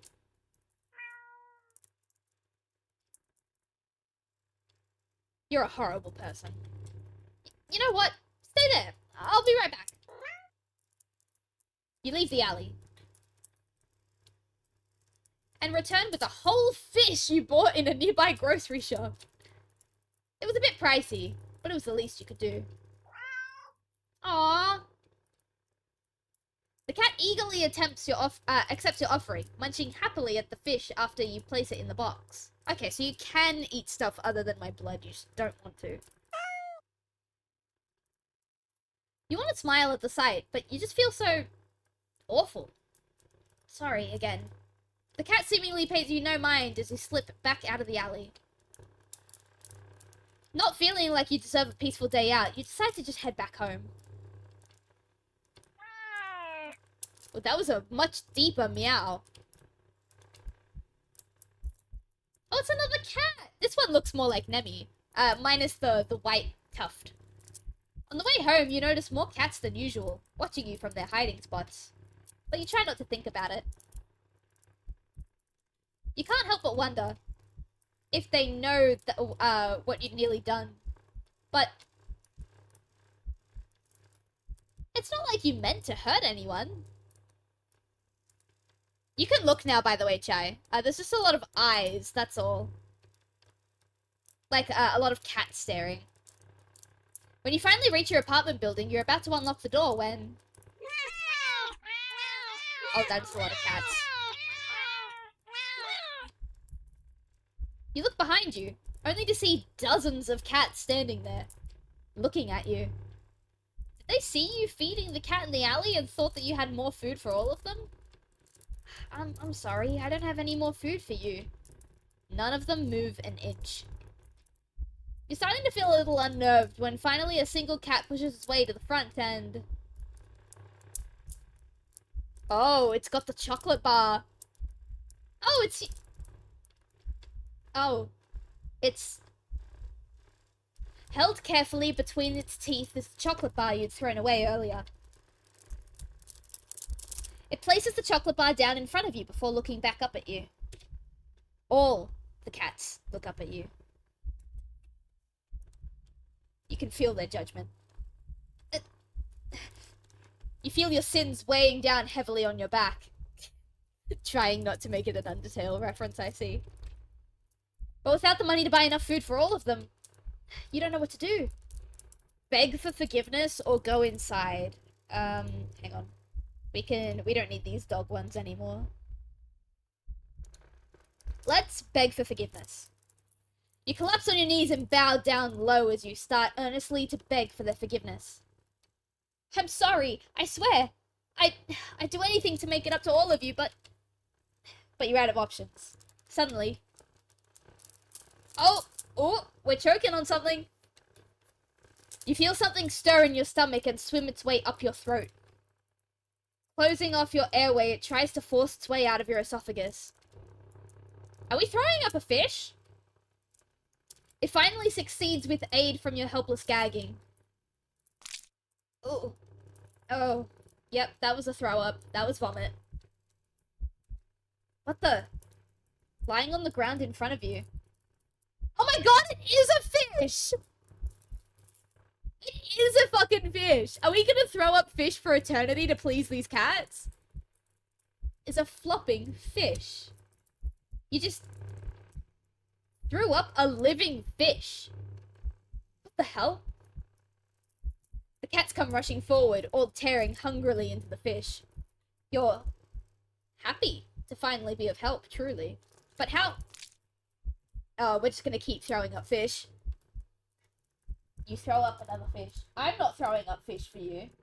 You don't even like fish. You're more of a chicken guy. I know. You don't mind fish. But I know you prefer chicken, my son. Yeah, that's right. I pay attention. Yeah, I'm not giving you chicken right now. Silly bugger. You had your dinner. Let me have dinner. Oh! And another. And another. And your stomach hurts. You're getting dizzy. You fall to your knees. Tears and snot are streaming down your face by the time you cough up the final, tiny, bloody fish and collapse forward. Your throat and stomach both burn in a way that feels dangerous. Hola, hello! You start to fade out. Despite the pain, you strangely feel more overwhelming sense of hopeful pride that you made up for your disgusting actions. That you've been forgiven. They seem very happy with their fish. The sound of happy cats munching away at their fish fills your ears. Then,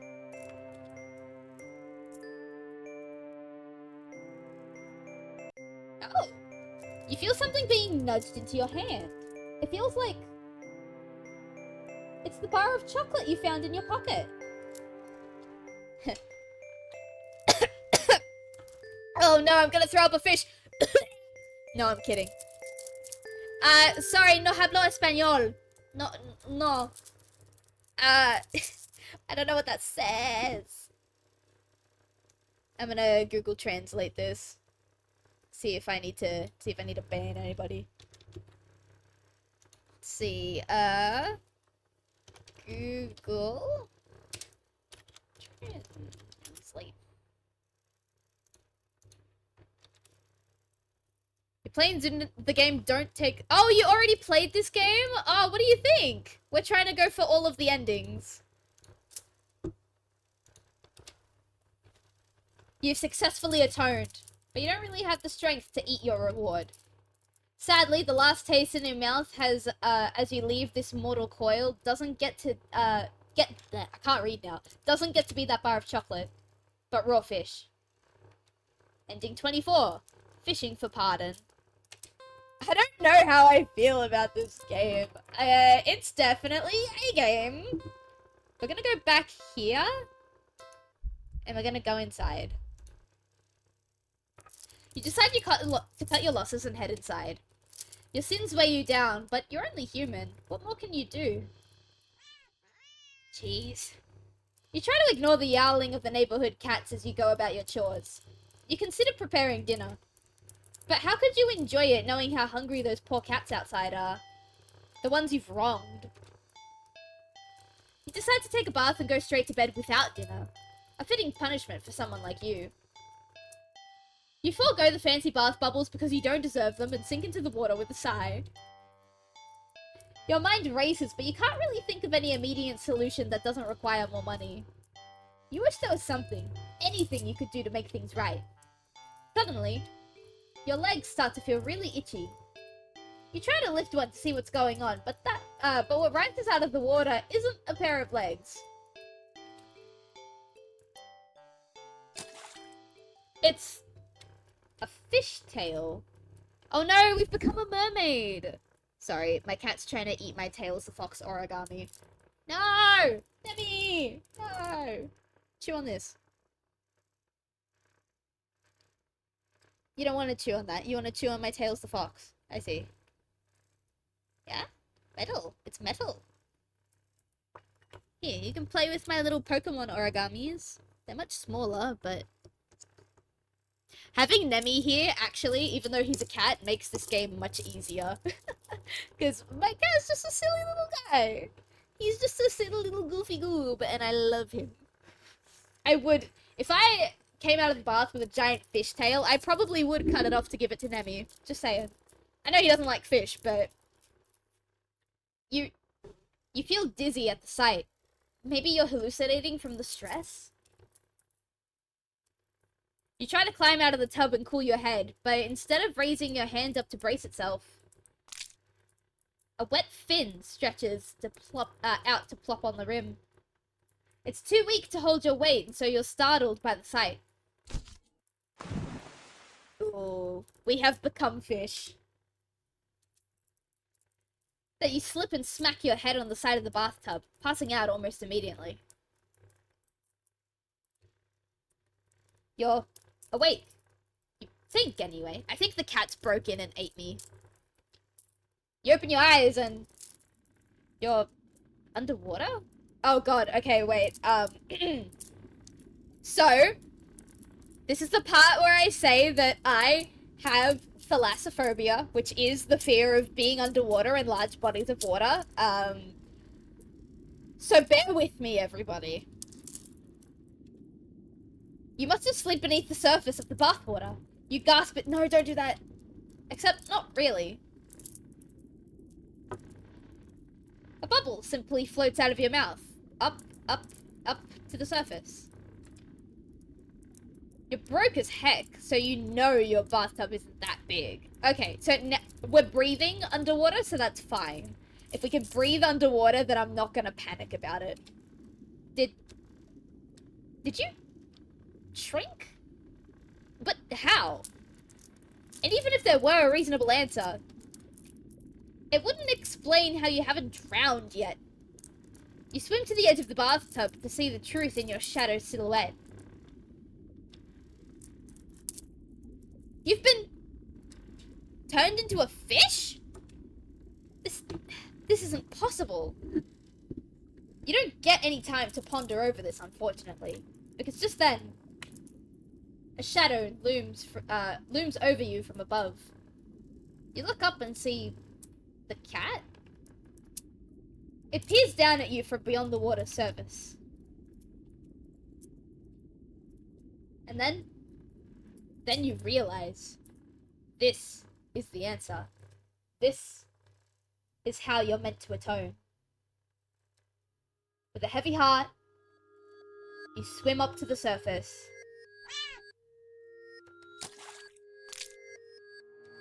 The cat scoops you up, tossing you out of the bathtub and onto the bathroom tiles. As you flop around, gasping for air, or water, you realize the cat wasn't alone. Dozens of hungry eyes peer down at you.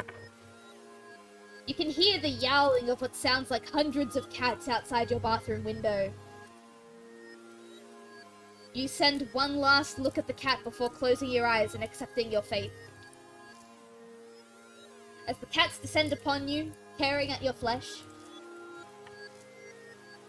you find yourself mourning the fact that you're not even big enough to feed all of them. Aww, that's actually a really sweet thought. Even in the end, you couldn't properly atone. Your efforts, your life, all of it, amounted to nothing. Ending 25, Seafood Sacrifice. What the fuck? You've been saying that a lot in this game, Chai. I feel like we just gotta go with the flow and stop asking what the fuck or why or how or anything like that and just go with it. Alright, well, I wasn't, like, that underwater scene actually wasn't that bad because we could breathe under the water, so it's fine. We're going back here. We're gonna click feed the cat again. We're gonna skip. This time we're gonna look around the area. You glance around the dark, dingy alleyway. and only see garbage bags, trash bins, empty cardboard boxes, and scattered litter here and there. If there was something for the cat to eat, surely it would have found it by now, right? But you don't want to give up you don't want to just give up so easily. You keep looking. You look and only see garbage. You sniff and only smell garbage. You listen.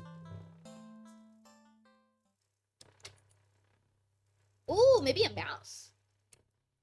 You just barely make out the sound of a faint scurrying by a trash bin a few feet away. Quietly, oh so quietly, you creep over to the bin. I'll stop asking what the fuck and start yelling out, fuck. Yeah, that makes sense. Do that instead, yeah. And? You lunge. Ooh, that must have hurt. Did we get it, at least? You weren't very graceful in your attempt. You'd stumbled and knocked over a stack of nearby boxes full of more trash. But as you stand up, grasp in your hand, is a small mouse. So, a lot of cats don't actually like to chase or even eat mice, which I find super interesting. This cat probably will, but a lot of cats don't. The mouse squeaks and shrieks in distress, wriggling and struggling desperately in your grip. You're holding it too tightly and carefully for it to be able to bite or scratch, though. It wears itself out eventually and looks up at you with black eyes. It's completely at your mercy. Spare the mouse, feed the mouse to the cat. Save. Let's feed the mouse to the cat. Actually, let's spare the mouse first.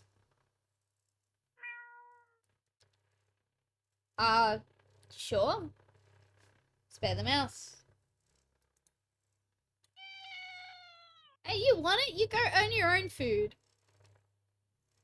You can hear the cat's stomach growling. It must be so hungry. It must be starving. Spare the fucking mouse! Oh! Oh, it's angry now. You know the cat is hungry. Why are you hesitating? You caught prey for the cat's sake, didn't you? You're really going to value the life of a filthy rodent more than the cat's? Spare the mouse. Oh! I looked away. I looked away because I dropped something. Yes. You're mocking me, aren't you? Catch your own mouse. Last chance. Hand over the prey. Now. Spare the mouse.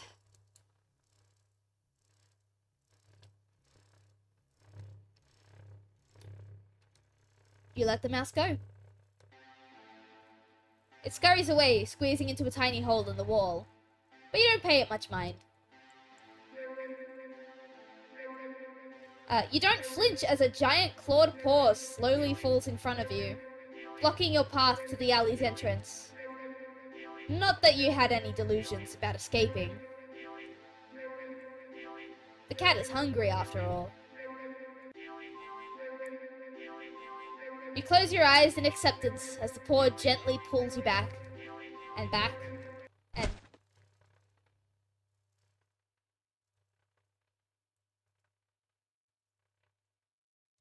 Ending 26, a life spared. That's what I get! That's what I get. Alright, let's go back, and this time we'll feed the mouse to the cat. Oh god, that mouse looks horrified! The mouse looks scared, as if it can sense your intentions. It weakly starts to struggle again. Oh god, I'm sorry, little guy. It's you or me. The mouse is reluctant. Feed the mouse to the cat. You feed the mouse to the cat. The cat tears it apart instantly.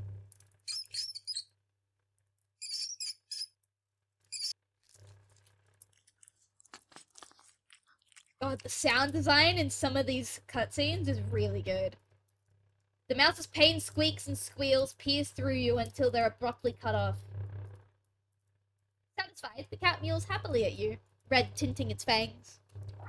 Reminds me of the time Nemi brought a dead bird home, and he was so happy and proud, and I was like, Nemi! And I had to, like, throw the bird away and, like, wash all the blood off my balcony. It was a pigeon, so it wasn't, like, a native animal or anything, but, like, it was still kind of traumatizing.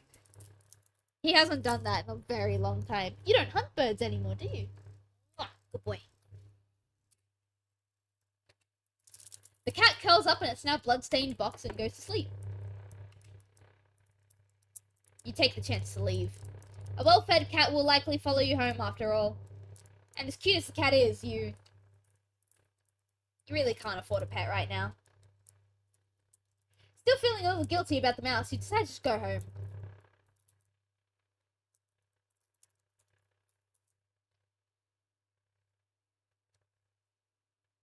It's a very quiet way home.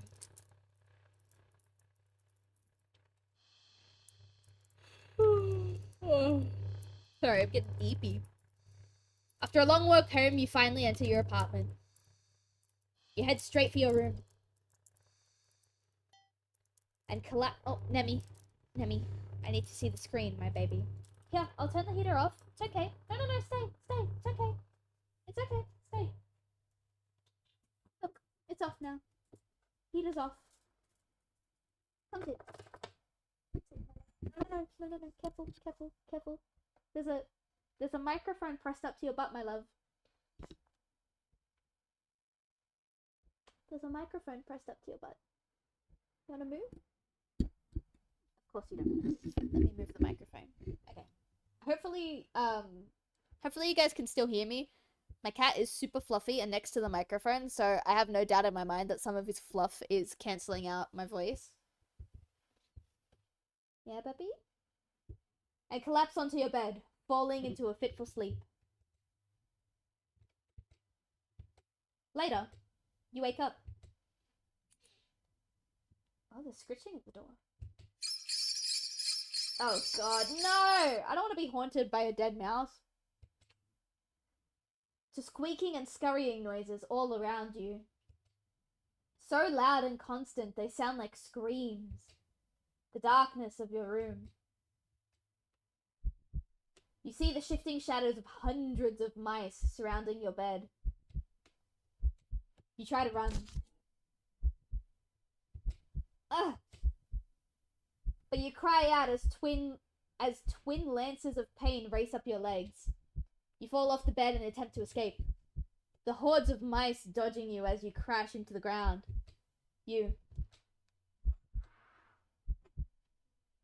Some idiot just revved up his car in the background, sorry. You can't stand up. I'm gonna hold my microphone because my cat's like in the way. How loud is this? Is this loud enough, guys? Okay. Looking back and squinting in the dark. You just about make out the source of your pain. Oh, guys, look away. The flesh and tendons of your heels and ankles are mangled. Bitten through your socks. Oh, come on, Nemi. Did you have to throw my Pokemon on the floor? No! Leave me alone! Dang, it reminds me of an anime that was completely animated and I had nightmares about it for days. If you have the name of that anime, send it to me, because if there's one thing I love to do aside from spending time with my partner and working on projects, it's traumatizing myself. Unironically. You know what? You can nibble on that book. Desperate, you crawl with only your arms towards the door. Raise Zero. Oh, I think I've heard of that one. I think season 2. Okay. The mice descend upon you. Oh god. Biting into your skin. Gnawing away pieces of you. You start to fade in and out of consciousness. But you still reach up for the doorknob. Your arm, heavy, weighed down by the mice clinging to it with little claws and tiny teeth. You manage to jostle the knob enough for the door to open there, I can't read. You manage to jostle the knob enough for the door to slowly swing open.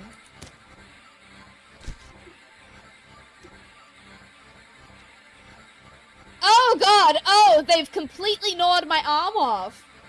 But your outstretched arm suddenly falls to the ground, lifeless. Ugh! I'm gonna turn the heater back on because Neptune's gone away again. Ah, I threw the extension cable too far away, bear with me.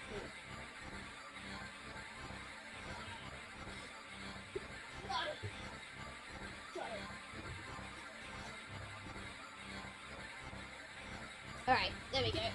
Oh. Okay, so all animals have godly powers, apparently. Yeah, see, I thought I was only gonna be haunted and traumatized by the cat, but apparently the mice are out to get me too. The mice managed to chew through the flesh and bone of your now dismembered limb.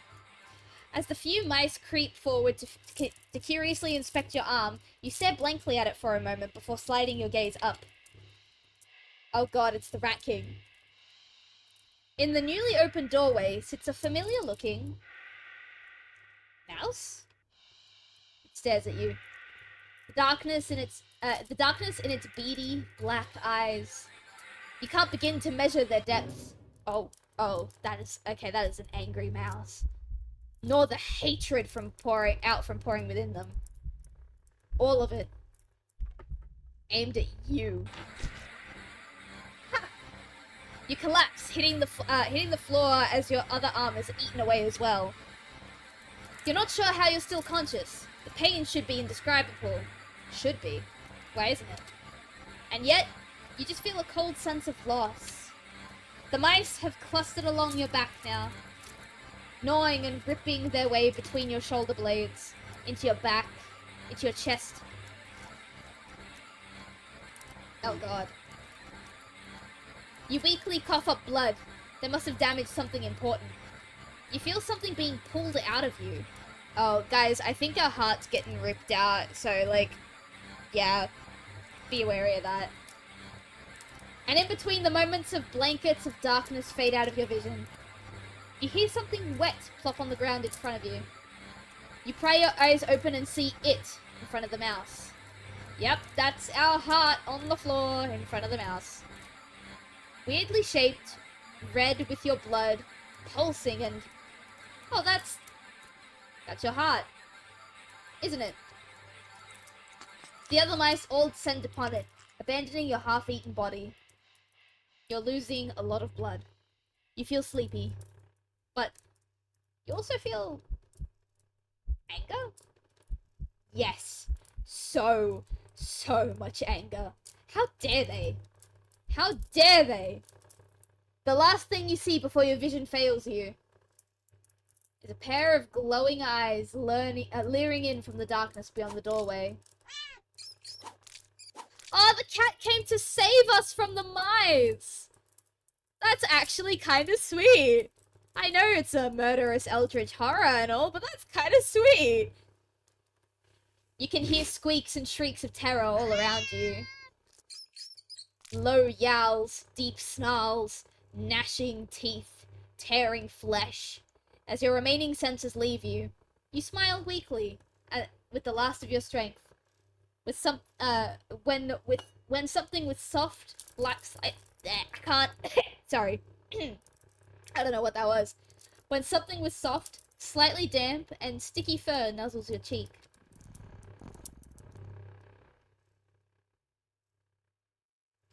Good kitty. Ending 27. Well fed. Alright, I like that ending, actually. I like that a lot. I need to figure out how to move my mouse without impacting the microphone. So we did all of the mice endings, which means we did all of the food endings. What are we missing? So we have 16, 17, 18, 19, 20, 21, 24... Oh, silly you. Chocolate's bad for cats, but you knew that, didn't you? Yeah. 25, 26, 27. I have 11 endings. That's not bad. Let's go again. This time we'll play with the cat. Aw, you want a little tension, don't you? Oh, it's cute. The poor thing must be bored sitting around in a box all day. You're not sure you're much of an interesting companion, but you're willing to do your best. There's gotta be something you can entertain the little critter with. But what? Check pockets, look around the area, buy a toy. Okay, so we're gonna save here because we know we have string in our pocket. So let's do that. You dig into your pockets. You find a small piece of string in your left pocket. Not very helpful. The string is far too short. An eager and excited cat leaping for it could easily lead you getting bitten and scratched. In the right pocket is a bar of chocolate. I'm sorry. Oh! Hey, that's new! Oh, I like that! Oh! Not too helpful either right now. The only other option you've got on you is your phone. It's not much of anything the cat could play with. Actually, yeah, it is. You can download videos of, like, fish swimming around in water in a bird's eye view, and your cat will try and catch them on the iPad. My cat's done that before.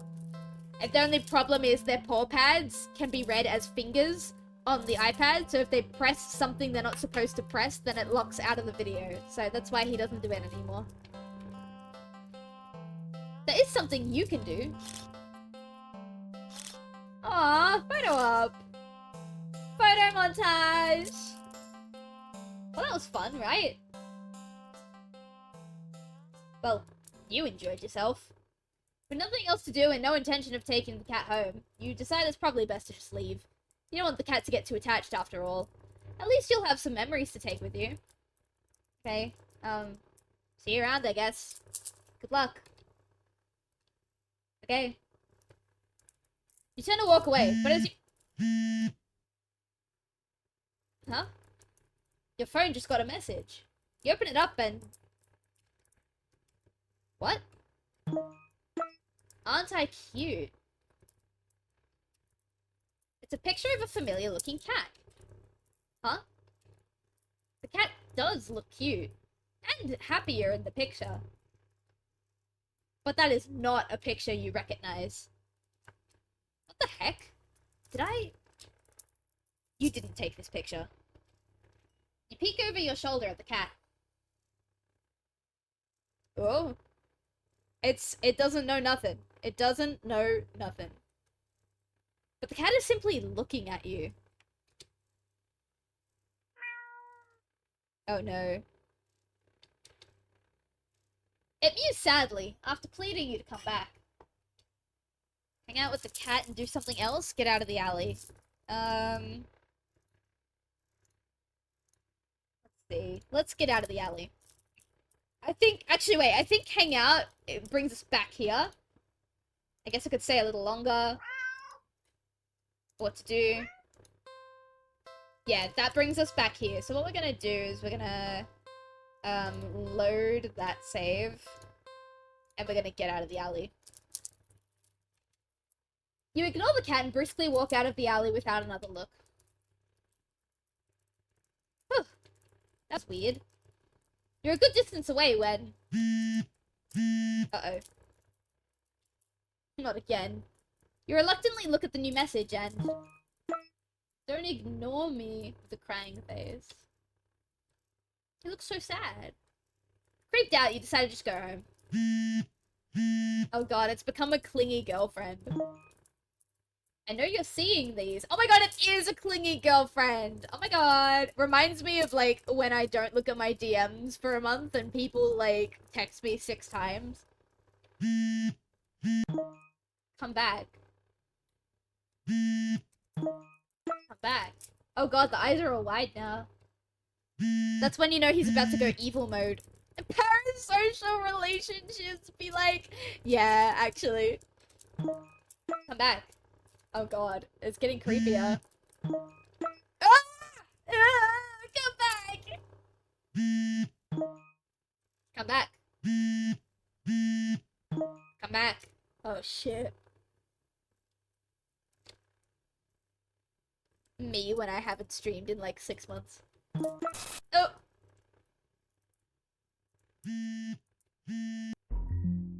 I can see you. Can always see you. You can't hide. I'll always find you. Oh, whoa. Your eyes dart around nervously, certain you're being followed. But nothing's there.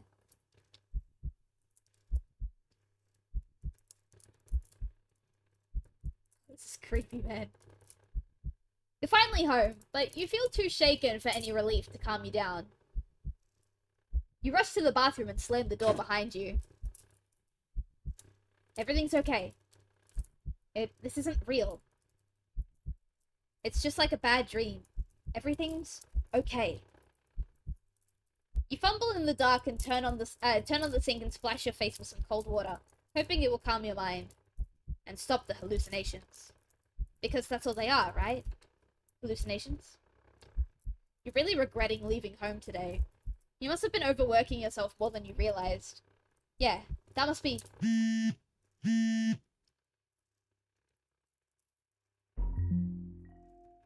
You jump as your phone alerts you to yet another message received. Check phone, ignore phone. Okay, we don't need these dog park ones anymore. Let's check the phone. With shaking hands, you look at your phone. Hi, friend. Oh, hi, Nemi. You jumped up at the perfect time. That was spooky. You're a spooky little guy. Come up on the desk, my love. Come up on the desk, my love. No? Okay. Ugh. I'm glad Nemi's here now, otherwise that would have actually scared me. But it's okay, because I got my cat. Ooh! What? Startled, you swirl around and instinctively jump back. Nemi, don't press the power button. Don't do it. Thank you. You slip, bashing the back of your head in the bathroom mirror. You don't register the pain just yet, your eyes shifting wildly around the room. There's nothing there. Nothing at all. You feel dizzy. You dazedly feel the back of your head and examine your hand. You can't really see anything. Nemi, stop chewing on my box. Oh. Silly cat. But it feels warm and wet. The smell of copper fills the air. The dizziness overwhelms you when you collapse on the bathroom tiles. Help. You reach out for your phone to call an ambulance. The batteries are dead. Ending 30. Photo bomber. Excellent. Alright, let's go. Load. Oh, shit. No, I didn't want to... Hang on. Why are there just eyes? Huh? I'm sorry. I'm so sorry. What is this? I was just so tired of everything. Not you. Never you. But I couldn't be the person you deserve. Couldn't ever hope to be. You were so amazing, smart, talented, and independent. You shined. But in comparison,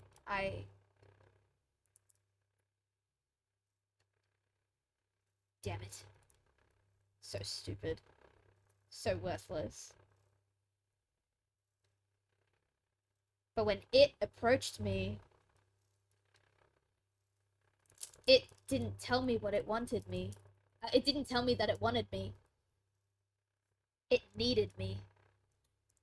Maybe that's what I wanted all along. Wanting could be so fleeting, but to be needed. There was nothing I wouldn't give to have someone tell me that I mattered to them. That they need me.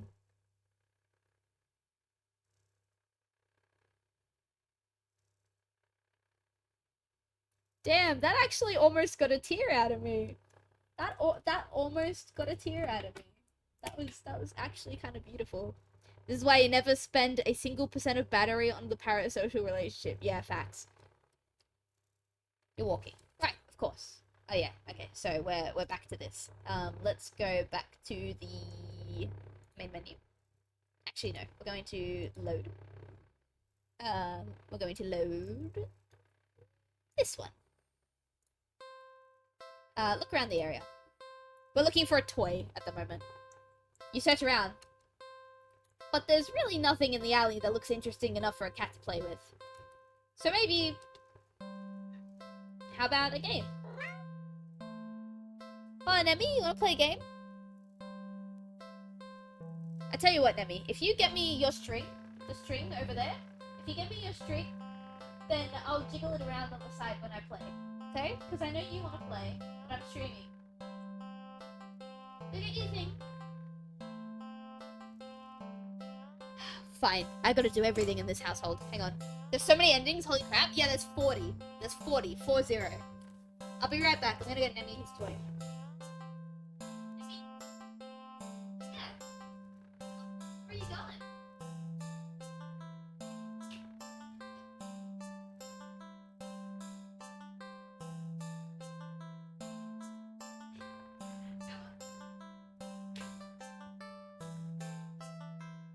Okay, sorry. My cat was trying to lead me to the back door so that I could let him outside, but then he realized that I was holding his string, and everything is okay now. So, I'm just gonna quickly get back in my blanket. Nemi, where'd you go? I thought you wanted to play with your string. Oh, hang on, I dropped something. Alright. It's gonna be a little rough, because now I'm trying to, entertain my cat while I'm playing this game. So we'll see what happens. You decide on a game you've known since childhood. Red light, green light. A classic. Will a cat know how to play red light, green light? Teaching a cat how to play might be a bit of a challenge. But you get the feeling the feline's natural hunting instincts will help it along. Nemi's just kind of watching his string. Hang on. You walk to the entrance of the alley, the cat meowing at you. Oh, it's crying! Don't worry, I'm not going anywhere. You exaggerate your movements, covering your eyes with your hands, and turn around. 1, 2, 3. Red light! Oh, Nemi's got his string. Nemi also wants to play. Yeah! Good boy. You spin around. The cat hasn't left the box, tilting its head at you in curious confusion. Try something else, keep playing. Let's... Oh, right, we gotta do the rest of these. Hang on. I'll go back in a second. We're gonna play red light, green light now. Keep playing. You try again. This time you go a bit slower. 1, 2, 3. Red light! When you turn around this time, the cat is out of the box. The cat freezes under your stare as if it thinks you can't see it if it doesn't move. Oh, so cute. Yeah, literally me. Satisfied that the cat is getting the hang of the game, you turn around again, speeding it back up. 1, 2, 3. Red light! You turn around. It's so cute! The cat is a few steps away from the box now, peeking from behind a dumpster. Its eyes trained rather intensely on you. Well, at least it's having fun. You turn again. And feel a sudden chill run down your spine. You feel silly, but you can't help counting a little faster this time. 1, 2, 3, red light! Whirling around after you saying red light, you look at the cat.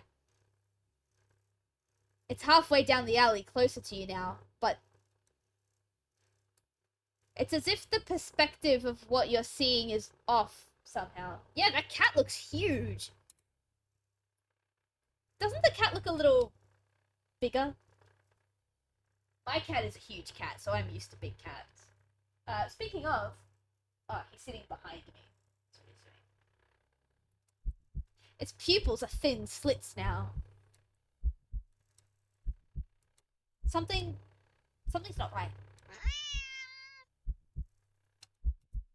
The Cat meows at you again, but it sounds much deeper than earlier. It's crouched down, as if poised to lunge forward. Yeah, this is what happens when... This is why playing with cats can be dangerous. I say, as I play with a cat while streaming. Your breath... Oh, wait, hang on. I didn't see that. Go back. Your breath shudders a little as your heart starts to race. Your foot instinctively shifts back. Oh! That one actually didn't scare me that much. It was a bit of a jump scare, but the meow really, like, comforted it for me. Now, having my cat next to me and, like, playing with my cat while playing this game makes it a lot less scary, which is unfortunate, but also, Nemi is my comfort, so I'm not gonna stop. You freeze immediately. Cat looks impatient. It wants to keep playing, but you gulp and turn around. Swiftly counting and turning again as you gasp out. 1, 2, 3, red light! Oh, Nemi's trying to take his string away from me. The ground shakes as you whirl back around. And you find yourself staring at a long surface of black fur. You slowly look up, and up, and up. Seeing a giant... oh god, it moves! Seeing a giant shadowy figure leering down from its position, hunched over you. Fangs dripping with saliva. Claws crushing into the concrete walls of the alley. Hang on, I'm caught in Nemi's string. 1 second. Nemi, no. There you go. There you go. Its glowing eyes are unblinking as they look back at you. The cat is waiting for your next turn. But it's so close. If you turn around now, you don't want to play anymore. Run, back up. We need another save. Let's run. Oh, that wasn't a good idea. You don't even finish turning around before claws grip your torso, digging and piercing the soft flesh of your stomach with ease. As you're lifted into the drooling, gaping jaws above you, you can't help but think that there must have been another way out of this. But pointless regrets are pretty typical for you, aren't they? Ending 32. Fear Quitter. Keep in mind, the game is called Do Not Take This Cat Home, and all of the endings we've gotten so far, we do not take the cat home. Like, there is a bad ending for us regardless of whether we take the cat home or not. Like, the 13 endings we've gotten so far, we have, like, the cat has not entered our presence once. Let's back up. Keeping your eyes trained on the giant looming over you, you take a step back. No. That's cheating. Run. Run, restore backup EXE.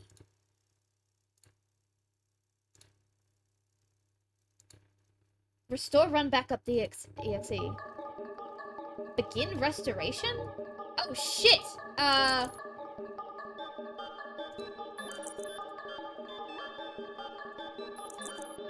Back up?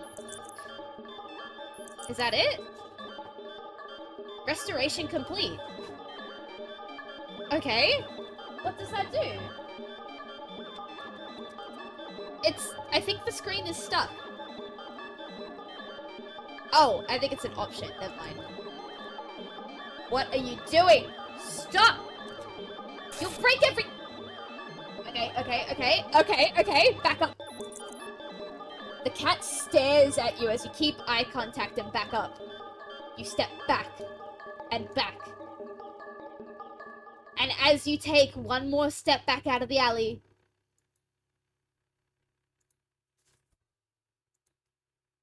go home. Nemi, you can't take that. We're playing. Error. Error. Error. Error. Oh, I think I broke it, guys.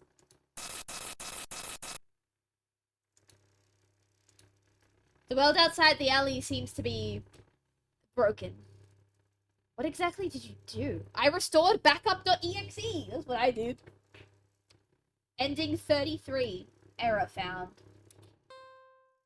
Alright. Let's keep going. We don't need those anymore. We're gonna go back, and instead of continuing to play red light, green light, we're gonna try something else. Oh, never mind. That brings us back here. Okay, let's go. Load. We're gonna go back to the texting cutscene thing. We're gonna do the other options that we have left there. So we have a new message. We're gonna ignore the phone this time.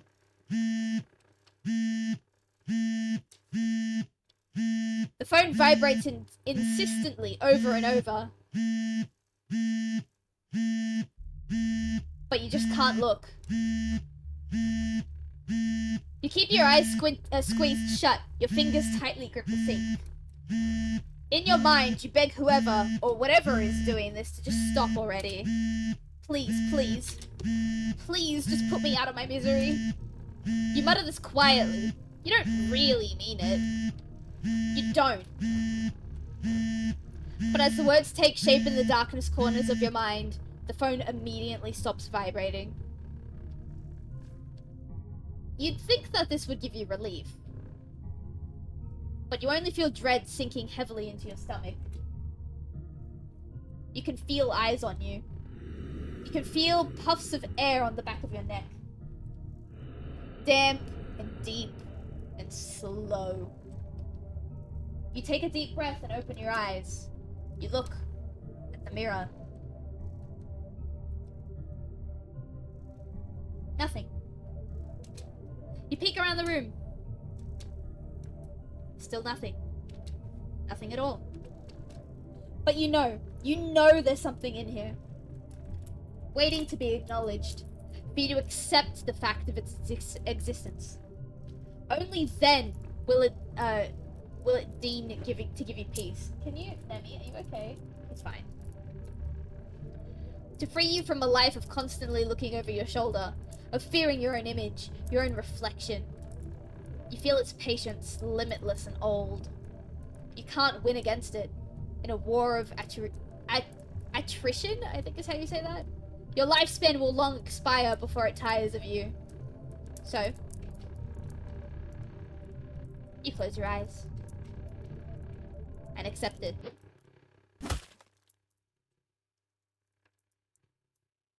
As your head is severed from your neck, you're filled with peace. Grateful, at the very least, that you never had to see it.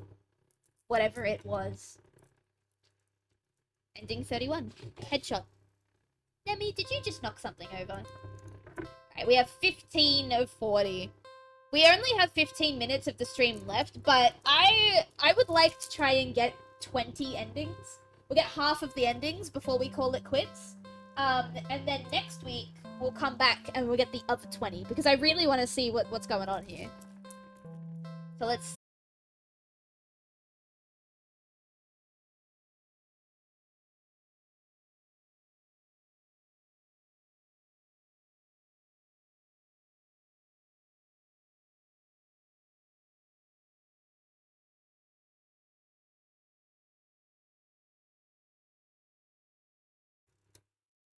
Okay, I'm back. I'm back. I'm back. Can people hear me?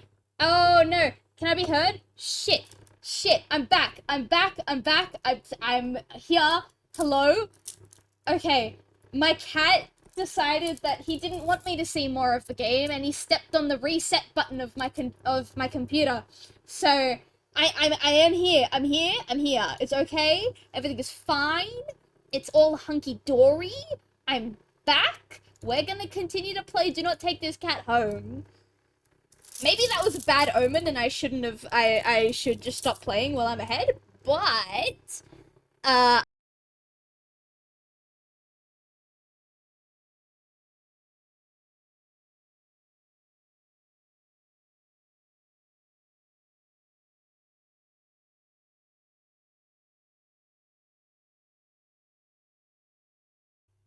Oh, thank God. Okay, okay. I think we're permanently back now. I think we're actually back now. Okay.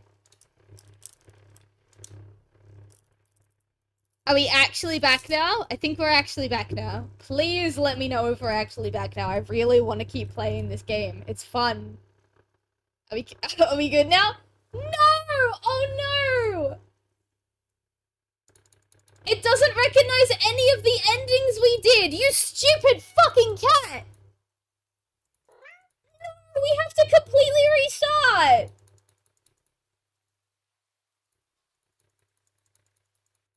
What the fuck? Nemi! I'm so upset. I'm so upset.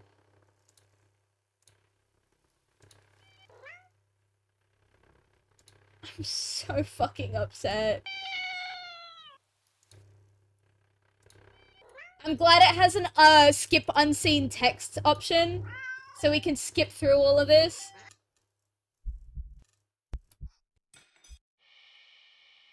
It doesn't matter which one we click here because it's the same ending.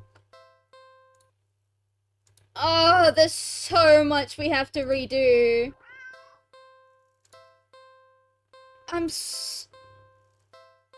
Oh. We'll get to it. Okay, I'm gonna go through all of it.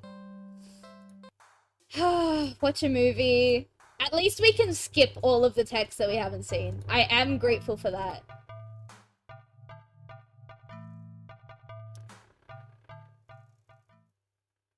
It's a little... Some of the pacing is a little weird. We have to confront the stranger to get this ending. I'm so upset. I'm so upset.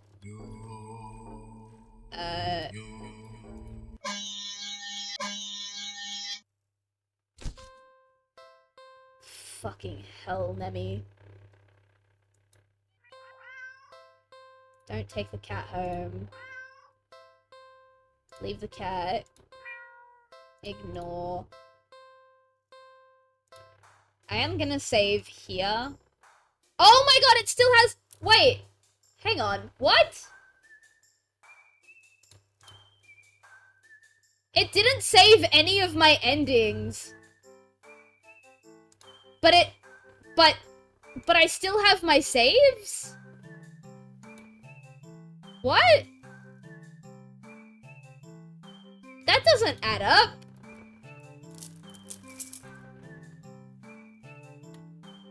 Okay, whatever. That's fucking weird.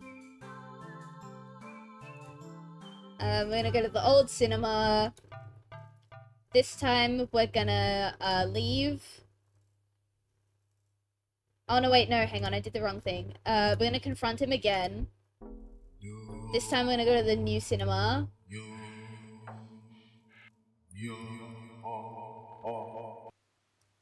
They're all chanting now. I have to save here, because there's two thingies. We're gonna do the blend-in ending. Whoops. And do the blend-in ending. Nemi! I'm so angry at you! Is this game full release? It seems to have a coding issue. This is a free-to-play indie game on itch.io, so I don't expect it to be, like, perfect. Okay, we're still walking. I didn't want this. I wanted... Nemi, I'm really angry at you right now. Go away. I'm sorry. You've made me really upset. Alright, this time we're gonna try and leave. Now we're gonna go... here. Leave. Ignore. Carnival. Into the maze. No. We're gonna deliberately fail the maze. Because failing the maze has its own ending. Go. Ah, yeah. Alright. Leave. How many endings will be up to? Like 13 or something? Ignore. Carnival. Enter the maze.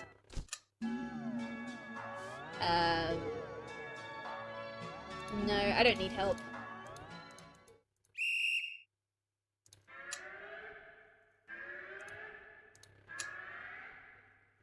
It's funny that this used to stress me out, but now I'm so upset that I don't even have time to be stressed out about this game. Like, this maze section.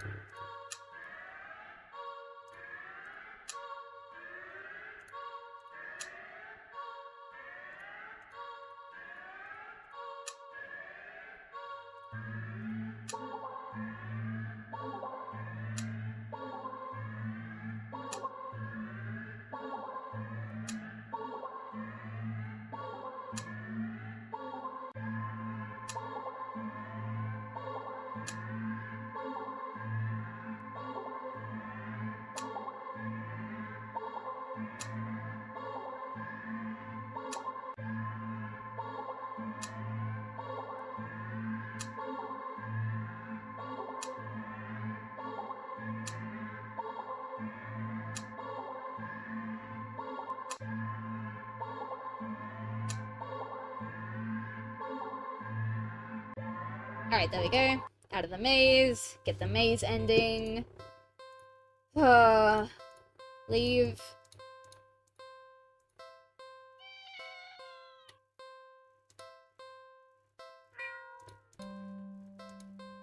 Ignore. This time we're going to the dog park. There were a couple of endings in the dog park. We can't do any of these, so we're just gonna pick up the puppy.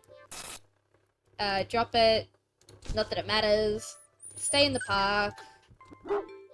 Leave. Oh no, I didn't mean to leave! No, go back. Throw. Pet. Pet. We get the goo monster that eats us alive. No, I don't want to talk to you right now, Nemi. You've made me very upset. There's a lot that I have to do again. Where is it? Pick up the puppy. Hold on. I think that was the only ending in this game. I think if we leave the park now, it's fine. Yeah, so let's go load. Get off my computer. I don't trust you right now. Oh, don't take my microphone with you, but get off the computer. Naughty boy. The worst part is you don't even know what you did because you have no concept of technology and computers and save files. Come here. You have no idea what you did. That's the angry part. That's the part that makes me angry. Is that you feel like I'm angry at you for no reason. When I am angry at you for a reason. Alright, we feed the cat this time. Check pockets. We're gonna get the chocolate ending. Beg for forgiveness. Yep. Feed. Check pockets. This time we just go inside. There's that one. How many is that? 9. We're almost there, I think. Feed. Look around. Spare the mouse. Spare the mouse. Spare the mouse. Spare the mouse. Spare the mouse.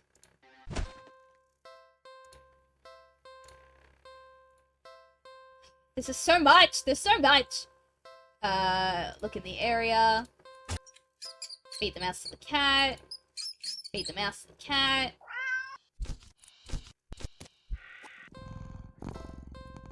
Ooh, nice purring. Now I believe we're up to play with the cat. Check pockets. There's the chocolate. Get out of the alley. Check the phone. Now we have a save file. Oh, whoops. Oh, this is the thing that we got before. This is the first memory. I don't want to read this again because it made me cry. We're gonna go to this because we already have this save file. This time we're gonna ignore the phone. Endings. 13. Okay, I think we're fully caught up now. That didn't take as long as I thought it would, luckily. I think we're fully caught up now. Oh no, we're not! We're not fully caught up yet. We've got, play with the cat. Look around the area. Keep playing. This is what we were doing. And then we had run, which didn't work. We had this one, which was restore backup.exe.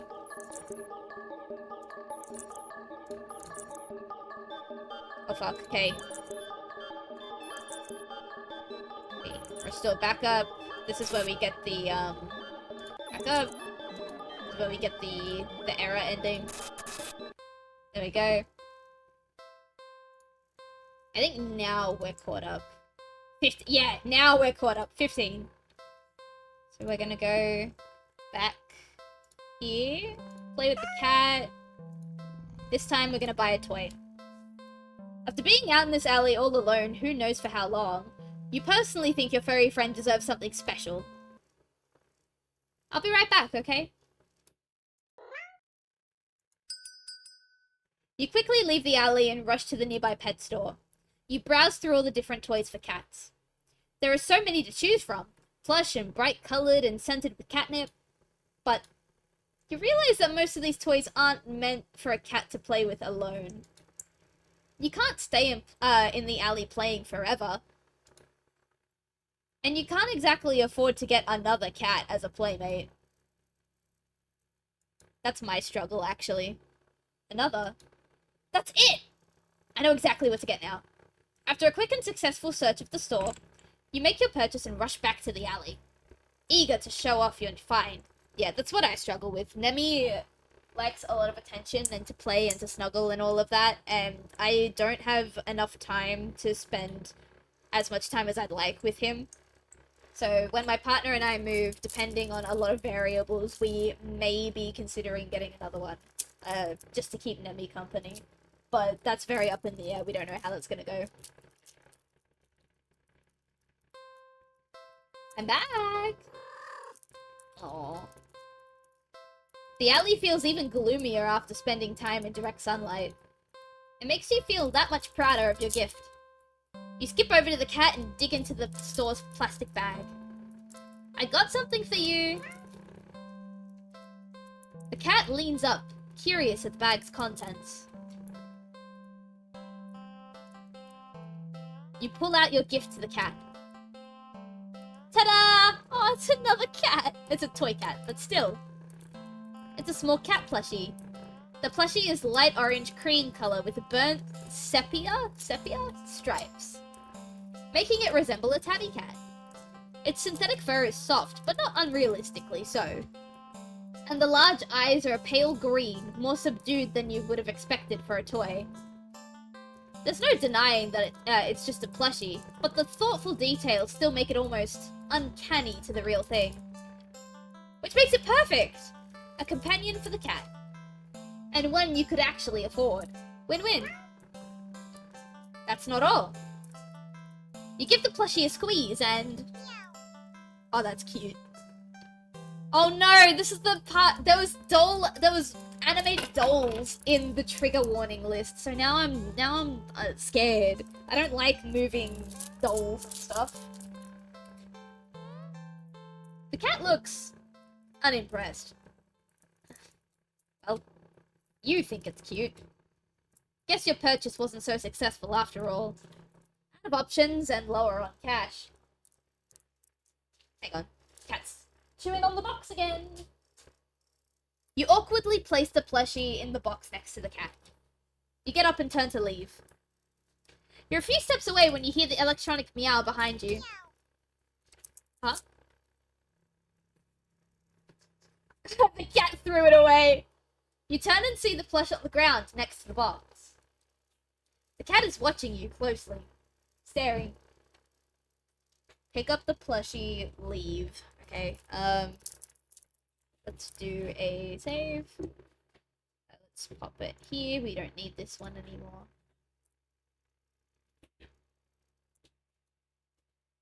Let's pick up the plushie. You sigh and go over to pick up the stuffed toy.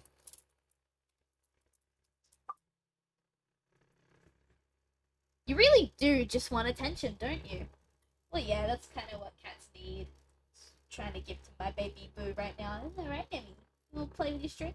No, don't eat the cardboard. Play with the string that I'm swinging around for you. Here. It's literally a moving piece of string. Why do you want to chew on the box more than this string?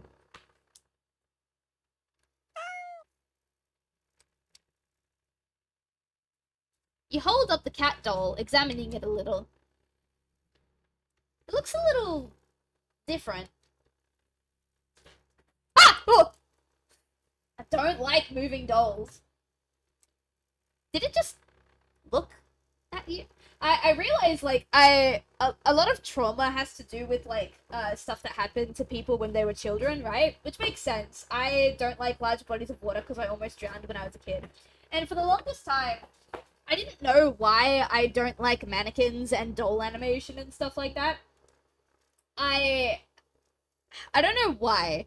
I just always had this gut feeling. And it turns out that when I was a baby, like baby, I'm talking like 1 year old level baby, I had a pig doll, a pig plushie, that I loved. It was my favorite thing in the world. I adored that pig plushie.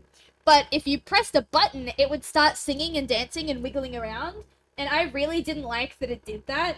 And my parents thought it would be really funny, instead of realizing that their child is scared of this toy and taking it away, they would bully me with it, and they would keep making the doll sing and dance while I was in the middle of playing with it. So I had no sense of safety when it came to this doll. It could just get up and start moving with no warning, and I would just burst into tears and throw it away because I didn't want it to move. It wasn't supposed to move.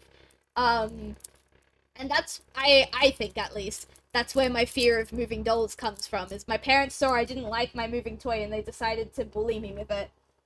So thanks guys, I don't like moving dolls anymore.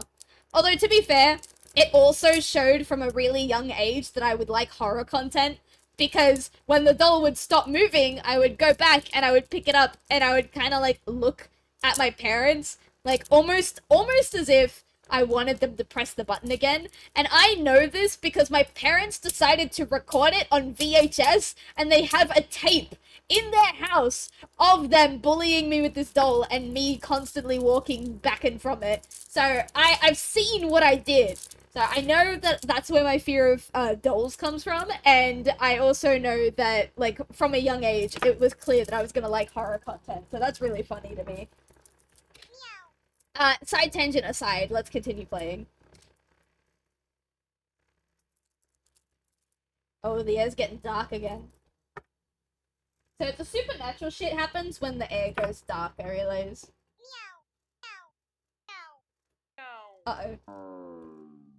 Did the cat break it? Oh. Oh, that's not nice.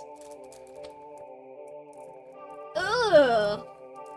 Yo, hey Rogue! The plushie somehow opens its sewn-on mouth before biting into your wrist. Ow! Stop! Trying to fling it off, but its grip is so strong as it drinks your blood, ravenous and frantic. You hit it against the concrete walls of the alley.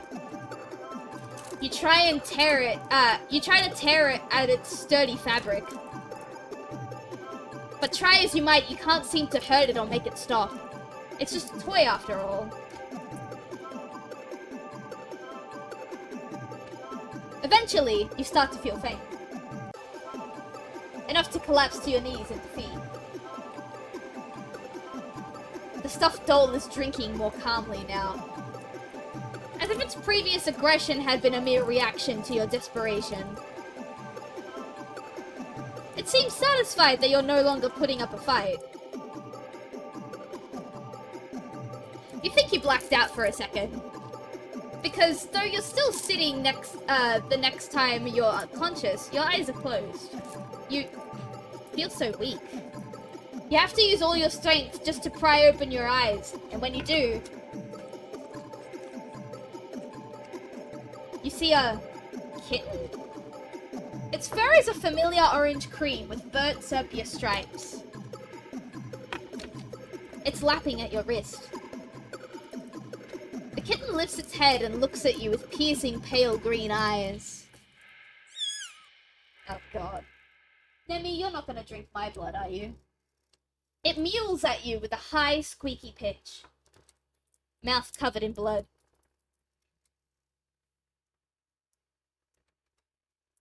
It'd be downright adorable if you weren't about to die from blood loss.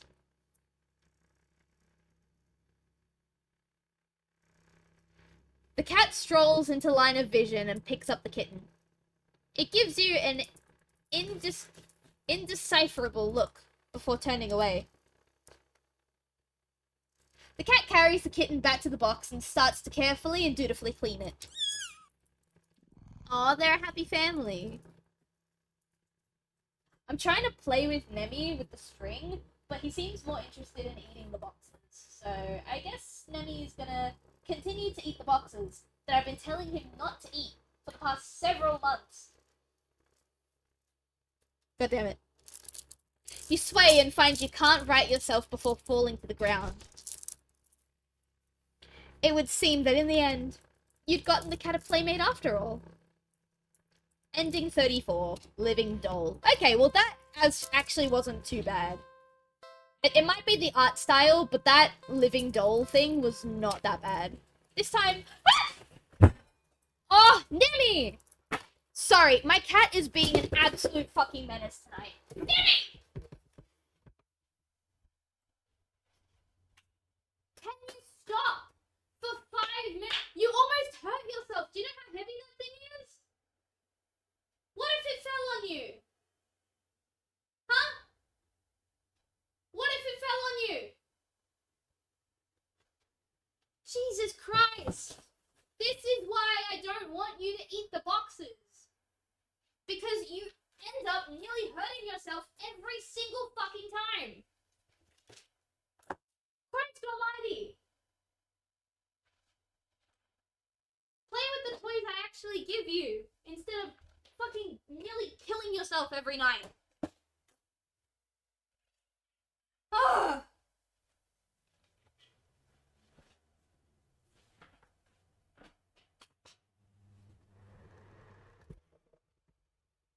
I'm so sorry, guys. The box, for context, the box that my cat was chewing on is a box right next to my desk, right next to another tower of boxes. And on this box, I treat this box as an extension of my desk.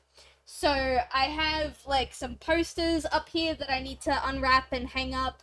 I have like, what is this called again? I can't remember what it's called, but that book with like the plastic sleeves that you, like a folder type thing. I have my box for my microphone, I have my notebook, and very recently I had a 2-liter bottle of water, like a full 2-liter bottle of water on this box, right? The box is an extension of my desk. And so when he eats it, he eats the side of it, and the box sways. And I keep telling him not to fucking do it, but he's a stupid cat, so of course he's gonna keep doing it. And he eats at it a little too roughly, and the box sways a little too much, and everything that I've put on the box, including the tower next to the boxes, falls over. And normally I just get a little bit annoyed, because, yeah, alright, the extension to my desk is now, like, knocked over, and I have to pick up all of my stuff. But this time, I had the full 2-liter bottle of water on this box, and this full 2-liter bottle of water almost smacked my cat smack bang in the head. My cat almost died just then. And he's too stupid to realize it. Aren't you? Don't meow back at me, you nearly died just then. Stop chewing the fucking box. meow back at me. Fucking Christ. Oh, that would have been a real horror game just then. Oh my god, I need a second. I need to process that my cat is alive and well and has no idea that he nearly just killed himself.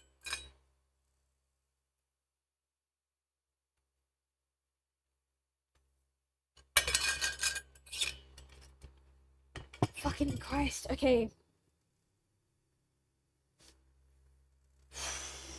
It's okay. It's okay. The cat is alright. I've turned the lights back on. I had the lights off for this game, but I've turned them back on now because my cat is being way too unpredictable right now, and I need to be able to see what he's doing when he's playing in the background. I'm sorry, guys. I'm sorry for that outburst, but like... Phew! Hi, I'm new here. Hello. My cat almost died. Ungrateful little monster. You huff an annoyance. You're welcome! Shaking your head, you turn to leave once again.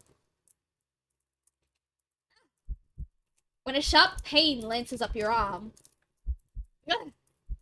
Crying out, you grab at your arm, only for it to... Oh god, our arm just ripped off!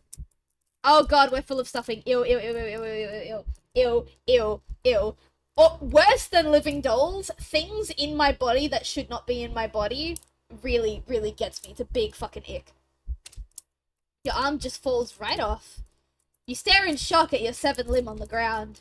Gathering your courage, you turn to look where your arm had once connected to the rest of you, only to see... not blood, it's cotton. Touching it, the stump doesn't even hurt. That is... until the same thing happens to your other arm. Ugh! Oh god, oh, we're being ripped to death. Ah! You fall when both of your legs succumb to the same nonsensical fate, crying out at the agony that comes and goes like it never happened. As if you're not currently laying on a dirty ground of an alley, limbless. What in the world is going on? You can't make sense of it. You can't think straight. The pain has receded, leaving you with a strangely empty pit in your stomach. Considering you still have a stomach, and it wasn't replaced with... As you lay back, helpless and still in shock staring at the sky, the cat's face appears in your line of vision. Oh. It lunges at your torso and starts biting and clawing into your chest like you're a new chew toy. It doesn't hurt anymore. You feel like it should. You're not sure if you're glad that it doesn't. Eventually, you feel the cat pull something out of you. A small doll that looks very, very familiar. It's hard to tell, but that doll is... that's you, isn't it?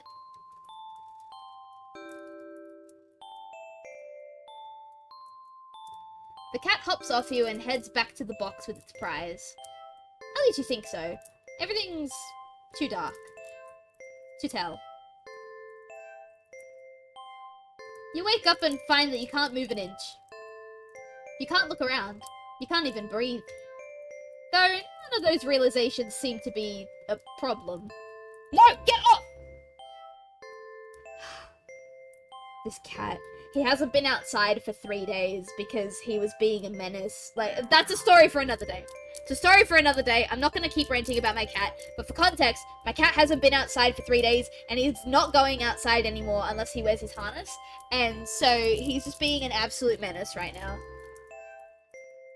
All you can see is the face of a familiar-looking cat curled around you, purring in its sleep. For some reason, this doesn't bother you. You're not sure why you feel like it should. You try to latch onto thoughts in your head that feel like memories of another life, another time, another you. But the thoughts slip away like forgotten dreams.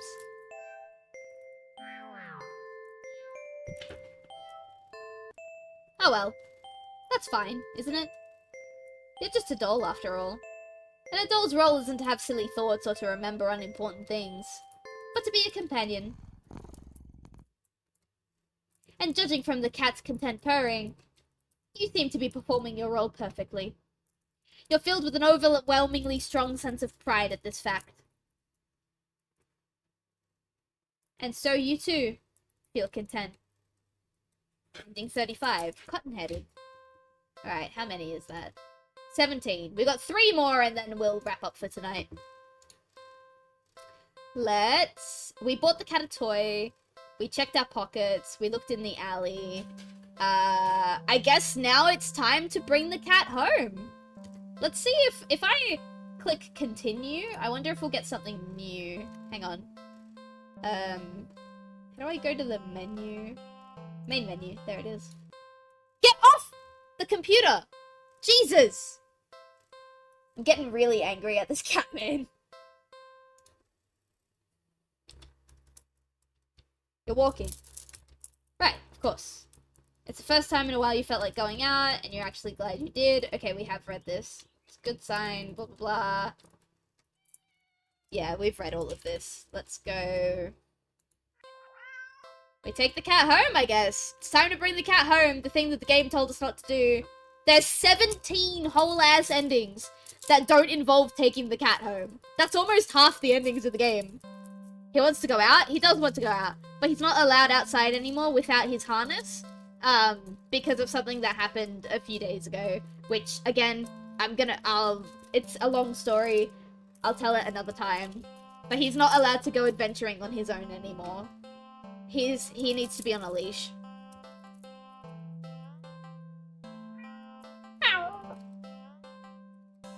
Well, why not? Right? You barely reach out your arms before the cat eagerly leaps into them and climbs up onto your shoulders. It butts its head into your temple, nuzzling against it. You can't help but smile at the cat's enthusiasm. Let's get you out of here, yeah? On the way home, you briefly consider getting cat food. But that would be a waste of time. Oh, we know, we remember. You shrug off the odd feeling and move on. You live in a modest apartment. 1 bedroom, 1 bathroom. 1 you living alone in it. So it feels weird having another living being inside after so long. Even if it is just a cat. After locking the front door and placing the cat on the floor, you wait for it to walk away and explore the new environment. But it simply sits and looks at you expectantly. Do something alone, do something with the cat. Okay, save. We'll pop it right here.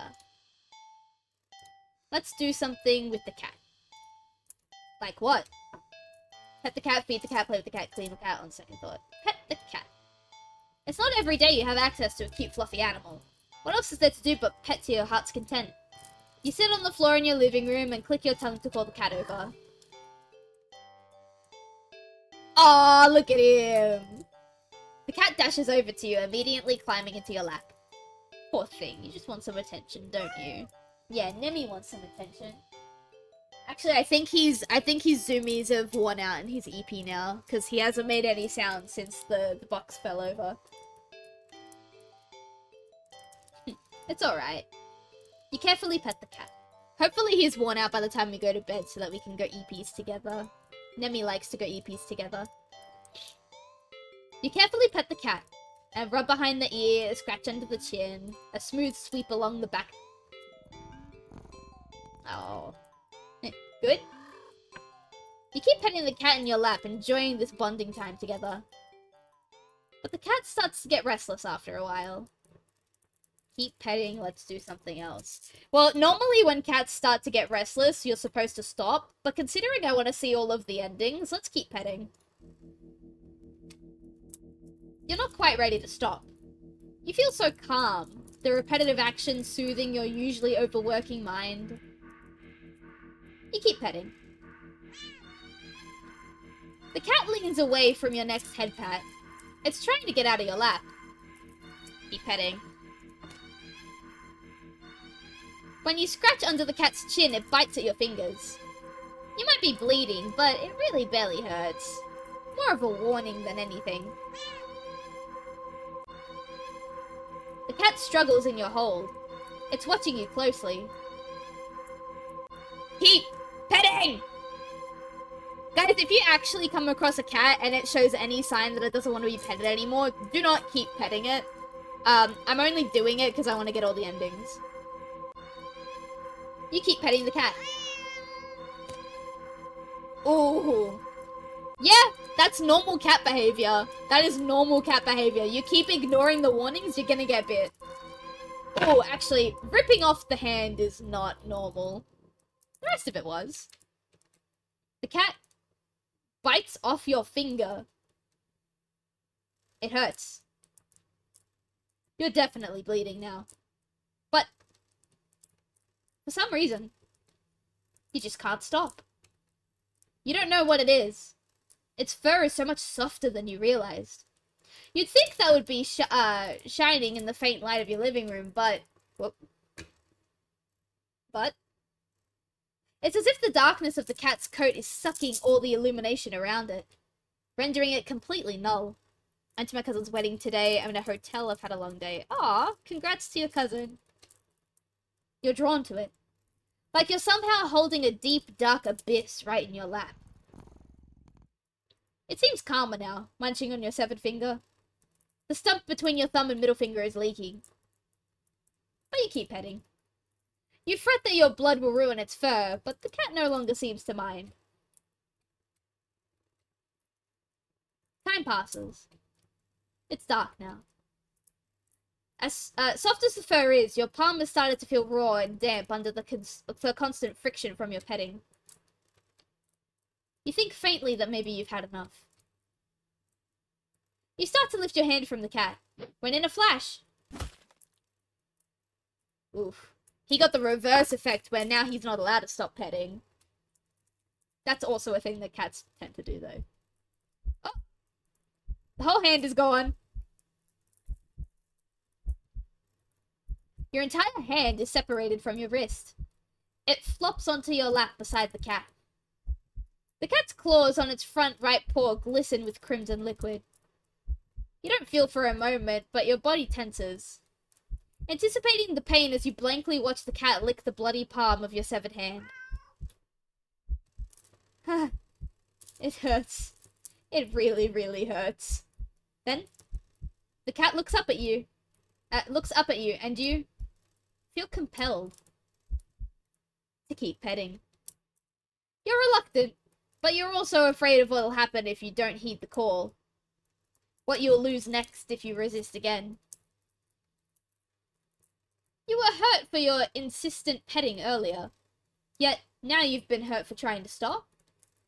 It defies all logic, but that's what scares you. There's no reasoning with such fickle whims. Feebly, you try raising your uninjured hand to pet the cat. But it stiffens, golden eyes glinting dangerously. Well, alright then. You raise your bleeding stump and resume your petting to the best of your ability. Oh god, it wants the stump. You pet. And you bleed. You pet. And you bleed. You pet. And you bleed. You pet and... You...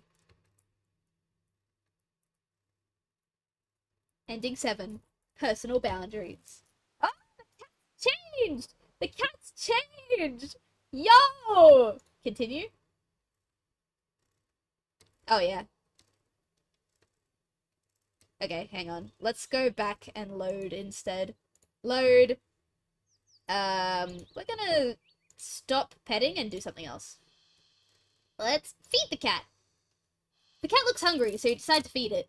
You're regretting not stopping for food earlier, as you don't have much left. Grocery shopping day is tomorrow, after all. You head to the kitchen and click your tongue, ensuring the cat follows after you. I wish that worked with my cat. It doesn't work. It leaps nimbly onto the kitchen counter and watches as you search for meal options. Let's see. You find some things you expect. a can of tuna in the pantry, some leftover meatloaf in the fridge, and... Huh? What's that? You realize there's a tightly sealed Tupperware on the bottom shelf of the fridge. You don't recognize it. A foul odor is leaking from the container. Whatever's inside can't be safe for human consumption. Hello! But the cat seems excited about it, practically salivating over it. Still, you're the caretaker here. You're the one who needs to decide what's best to feed a hungry cat. So you'll feed it. Okay, let's save.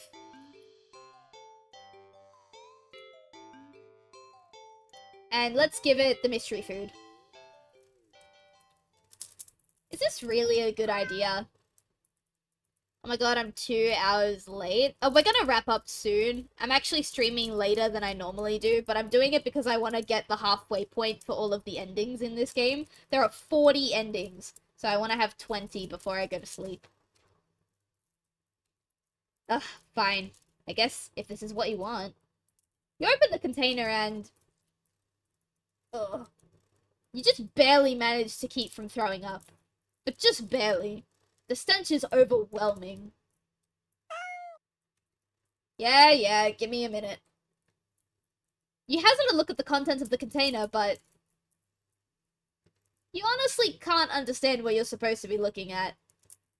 Are you streaming tomorrow too? Yeah. Depending on how much of my client work and housework I get done, yeah, I should be. Everything is just mashed together. What exactly everything consists of is a mystery you're more than happy to keep unsolved. Different shapes, different sizes, different textures. Not the color, though. It's all the same color. The most unfortunate looking shade of grey you've ever seen.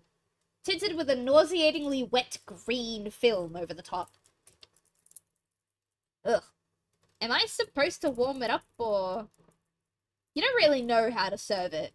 Any utensils or plate that touches it is getting thrown out immediately. No exceptions.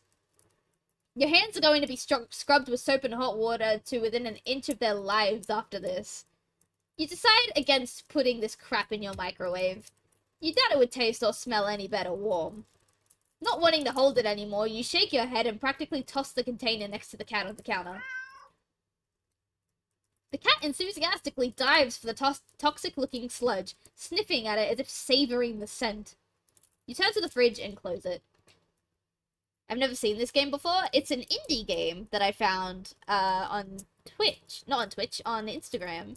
I don't know how many people are aware that this game exists. You've lost your appetite.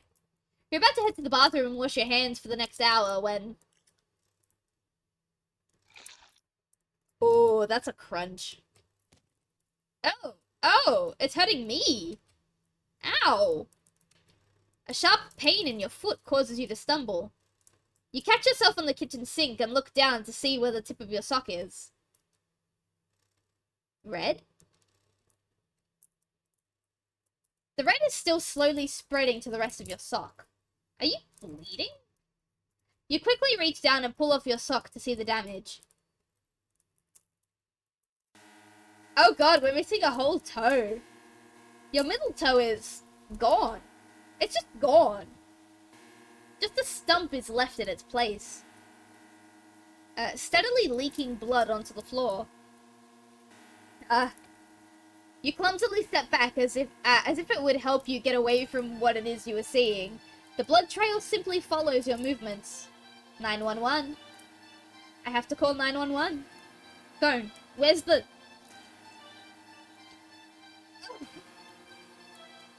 What?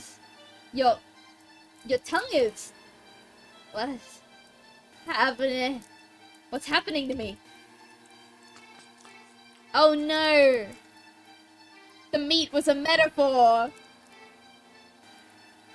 You slowly look over and find the cat still eating, completely unbothered by your suffering. Not bothering to try and stop the blood from dribbling out of your mouth, you keep watching in a daze as the cat happily chews at a gross piece of... Wait. That's... You look more closely at the mystery food in the cat's jaws. It looks vaguely familiar.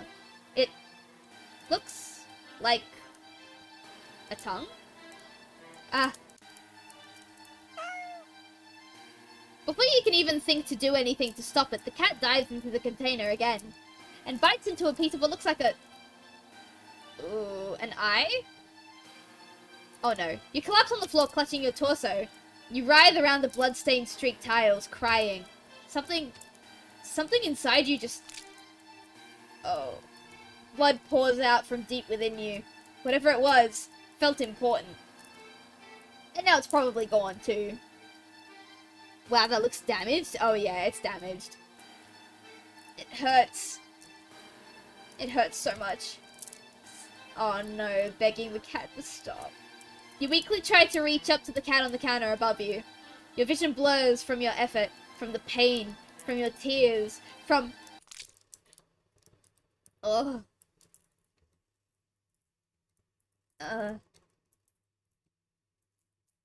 Your eyes. Your eyes! You fall limply back to the floor. You're leaking blood all over. From all over. Your foot, your mouth, your insides, your eye sockets. You can feel your life fading away too.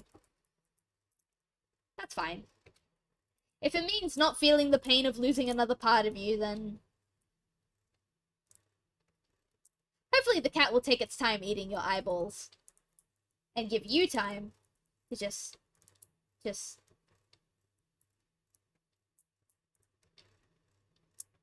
Ending 10. You are what you eat. Is that supposed to be like a joke? Like the meme where like cat owners are like, I will let my cat eat me if I die for food? Is that what that's referencing? Because that's really funny if it is. Let's give it tuna. Cats like fish, right? Shrugging, you take out the tuna for the cat and the meatloaf for yourself. You put the frankly ominous container back in the fridge. The cat looks a little disappointed. Tough. You'll need to dispose of that weird whatever it is later. As you open the tuna and spoon it out into a small saucer, you put the saucer in the kitchen counter next to the cat. You don't think you should be encouraging it to eat up there, but you figure it'll make up for electing not to feed it the toxic goop it wanted. The cat looks like it finds the tuna acceptable. You'll take it. Eat up, kitty. As the cat digs into its meal, you go about heating up the meatloaf in the microwave. While settling the time, you turn and see that the plate is completely empty. That was quick. You need to pace yourself.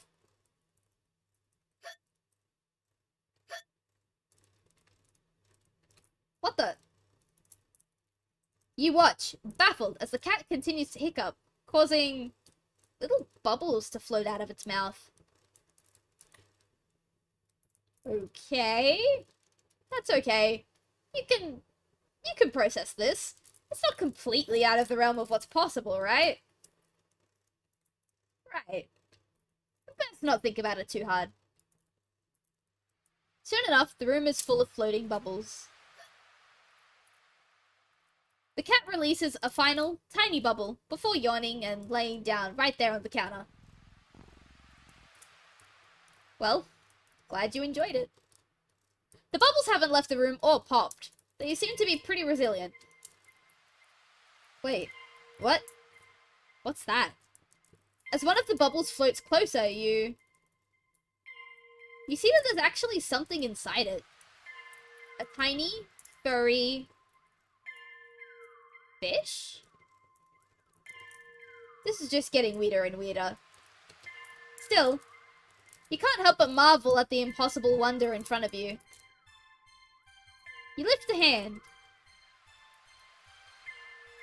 You extend a finger towards the bubble. Carefully press against the surface. Yeah, the fish ate my fingy. A little fish inside lashes out, viciously sinking tiny fangs into your finger. It doesn't really hurt that much at first, but then... Ow! What? Pain starts to climb from your finger to the rest of your hand. Past your wrist. Could it be some kind of venom? You fling your arm around in an attempt to dislodge the fish, but...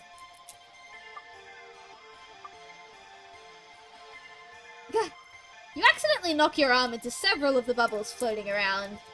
More tiny, ravenous fish lash onto your flesh. You stumble back out of pain and sudden bout of dizziness, only to bump into more bubbles. More fish digging their teeth into your back. It hurts. You're getting dizzy. You've got to get out. You deliriously try and stumble out of the kitchen. But the entire room is filled with deadly bubbles. By the time you collapse onto the ground, you're absolutely covered in tiny, angry, biting fish. Your legs, your torso, your arms, your face. The pain is unbearable. You can feel it in your skin and your teeth and your eyes and your hair, and it's so consuming you can't even feel yourself convulsing. Or crying. You don't black out. Your eyes are still rolling up into your skull when you gasp out for your last breath. Ending 8. Fish out of water. That one was a little weird. I don't like that one, actually. Sorry. Let's give it the meatloaf. You get the feeling the cat won't be too impressed with anything that comes out of a can. And you're not about to feed it whatever the heck that toxic-looking sludge is. So it's settled. A tuna sandwich for you, and leftover meatloaf for your feline guest. You ignore the cat's disappointed meows as you put the weird container back in the fridge to dispose of later. You warm up the meatloaf in the microwave. You place the now warm meatloaf on a saucer next to the cat on the counter. You don't think you should be encouraging it to eat up here, but you figure it'll make up for electing not to feed it the toxic group it wanted. The cat looks like it finds the meatloaf interesting. Works for you. Eat up, kitty. Hang on, my shoulder is a bit itchy. As the cat digs into its meal, you go about searching for some bread for your tuna sandwich. You're so distracted by your search that you can only just barely hear.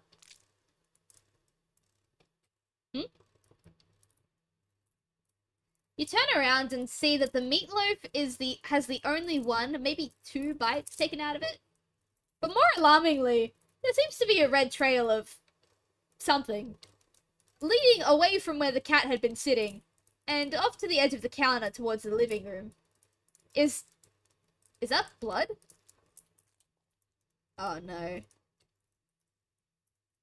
You jump at the strange sounds coming from around the corner, further into your apartment.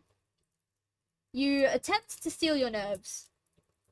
Taking a breath, you walk around the counter and head to the living room. Oh god, another splat. You stepped in something warm and wet. And red. You resist the urge to vomit and step away from the trail of... You follow the trail into the living room and see that it leads into the hall. Ugh. It's getting louder. It's definitely in the hall. You feel like you can hear your heartbeat. You hope whatever it is in the hall can't. Your body shakes as you feel yourself step forward. And forward. And forward. And forward. You peek. Around the corner. Nothing. There's nothing there. What? You walk further into the hall and see the trail leads all the way down the end of it. But there's nothing there. You don't quite feel relief, but at least you feel something warm and wet drip on your cheek. Something very warm. You swipe your shaking hand across it and pull it back to see your finger covered in something. Ugh. Uh-oh. You look up and see what can only be described as meat. Ooh.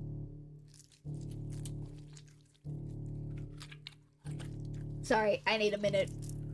Convulsing flesh and all that. The entire ceiling of the hallway is covered in a thick, undulating, writhing layer of pulsing beads. At its center is a single glowing eyeball frantically rolling around in every direction. Until it lands squarely on you. You try to take a step back, desperate to escape the hallway. To escape this thing. But before you can even scream, meaty tendrils shoot out and grab at you. No! Let me go! They pull you up, and up, into a pair of slowly opening jaws. And then we got bored by the ceiling, guys. Ending 9. Leftovers. I think that's 20 endings. 21 actually went further than I wanted to. That being said, I kind of want to keep playing. Do something with the cat. Let's play with the cat. Poor thing was probably bored stiff sitting in an old box all day. Just watching crowds of people walking by them. Ignoring them. You can't just leave them alone as soon as you're home. A little interspecies socializing won't kill you, right? Aw, you just want some attention, don't you? Wanna play, huh? I think my cat's finally worn himself out. He hasn't bothered me in a while. Okay then. What to play though? Let's... Ooh. I think... Okay. I'm gonna save. I think this will probably be the last ending we do before bed because my neck is getting really stiff and I haven't had dinner yet. Let's do... I think hide and seek is a classic way for this game to, like, go into the horror element of things. So let's do that. Actually, no, I want to play with the yarn. I'm curious. This seems predictable. I can see where this ending is going. Kind of with this one. I really want to know where this one's going. If every movie and cartoon involving cats that you've watched since childhood is to be believed, then you can deduce that almost absolute certainty that cats freaking love yarn. Probably. Did you go to Supernova? Didn't even know it was on a few days ago. I did go. It was great. I was tabling. It was awesome. Oh, of course the yarn is red. Watch, it's gonna be a metaphor for, like, our intestines or something. You unearth from an old box in the hallway closet that's filled with knickknacks and various abandoned hobbies. You consider just handing the ball of bright red yarn over to the cat and supervising from the side, but that would defeat the idea of playing together, wouldn't it? You cut off a decent length of string from the ball of yarn and go back to the living room. The cat is resting on the floor. The cat looks like he gives no fucks. It's not asleep, but when it looks up at you enter the living room, you could feel it there. You feel like it could doze off right then and there. You'll fix that. You smirk a little, confident with your surprise. You let the piece of yarn dangle just above the floor, pinched between your thumb and index finger. Ooh, immediately interest is piqued. The sudden shift in the cat's demeanor makes your heart start to beat a little faster. Its posture is barely changed at all, but a subtle shift of the head and the ears, a slight tension in the shoulders, a sharpness of the gaze as it locks onto the yarn dangling at an inch above the floor. The cat could still pass for being almost relaxed, calm. And yet, the air is thick with its eagerness to lunge forward, waiting for the right moment to strike. You feel like you've just witnessed the awakening of the perfect predator. You're almost afraid of what'll happen once you make the first move. But it will be you who makes the first move. You take a deep breath, relax your shoulders, and... Yeah, that's how it goes. Yoink! The cat had lunged the instant you wiggled the yarn, but you're faster. It simply misses as you flick your wrist, making the yarn recoil out of its reach with a terrified snake. Having overshot the landing in its eagerness, the cat stumbles and looks around as if shocked at its failed attack. You generously click your tongue to help reorient it. The cat whips its head around at the sound.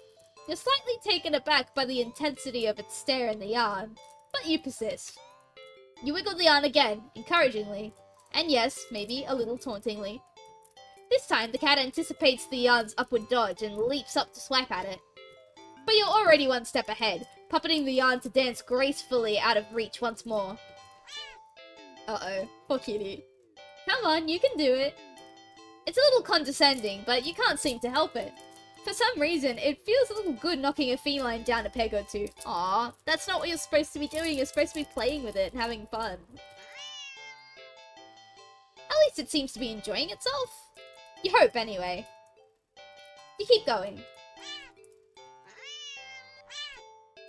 The cat's movements have gotten more aggressive. It must be getting frustrated. You could swear it nearly took a shot at your eye last time, but it had jumped so high and erratically. You've been keeping the yarn in constant motion, afraid to slow down. Your wrist is starting to get tired. The cat doesn't seem to be losing any energy, though. It's like it's getting faster and faster.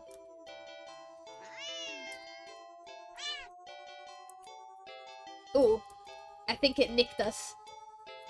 Oh, cramps. Your wrist finally cramps sharply, making you lose control of the yarn's motion as the tip of it brushes lightly against your stomach. Oh yeah, here we go. Yeah.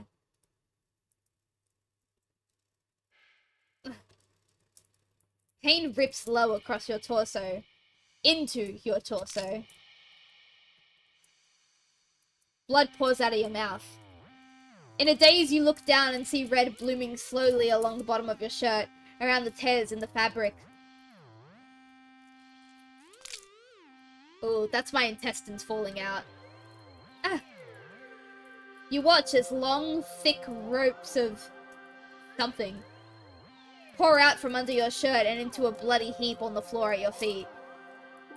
I knew the intestines were coming out once. As soon as I saw the string was red, I knew the intestines were coming out. A single red streaked rope still hangs from you, connecting you to all that mess. Are those your... You crumble on the ground and topple over to your side. Your vision has gone blurry, but...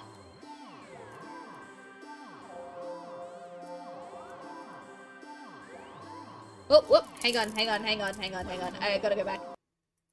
You can just make out the shape of something small and a deep, inky black as it walks over to inspect your... Oh god, they're your intestines. Before it starts to giddily roll around in the mass of your bloody insides next to you. Any interesting parts of the event? I was tabling most of the day, so I didn't go to any panels or anything like that.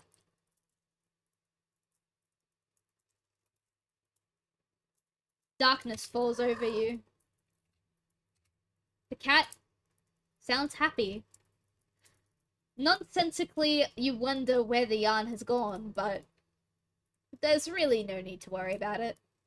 The cat seems content with the next best thing. Ending 11, at the end of your rope. Awesome. Okay, now I'm gonna test something really quick. So, 22 endings. What we're gonna do is we're going to return, and then we're gonna quit. And because I've quit the game, and the game didn't, like, accidentally shut down like it did when my cat reset my computer, I'm gonna see if the endings are still saved. Do not take this cat home. We have 22 of 40. Remember that. So now I'm booting the game back up. I'm gonna see if it saved my endings. Oh, it looks like it did because of the glitching on the cat. It did! Yeah, awesome. So we have 18 endings left. We've gone through quite a few of them. I'm really, like, I'm enjoying this game. I'm enjoying this game. It's fun. A lot of the endings are a bit nonsensical. A lot of them don't really delve into psychological horror like it was advertised to me, but more so nonsensical, kind of like, tee like, that's kind of weird, almost horror. It's, sometimes it's really fucking scary. Sometimes it's really fucking scary. Other times it's too goofy to be scary, if that makes sense. But anyway, that was at least the first half of Do Not Take This Cat Home. I am definitely going to be streaming it another time to get the rest of the endings. I think it's pretty fun. But yeah, hopefully if all of my client work and stuff goes well tomorrow, then I will be streaming again tomorrow. I don't know what we'll be doing. We might be working on some new like designs for my Etsy shop, but we'll see. Stay warm, stay cozy, stay toasty. If you sneezed during the stream at any point, bless you. And I'll hopefully see you guys tomorrow. Bye bye!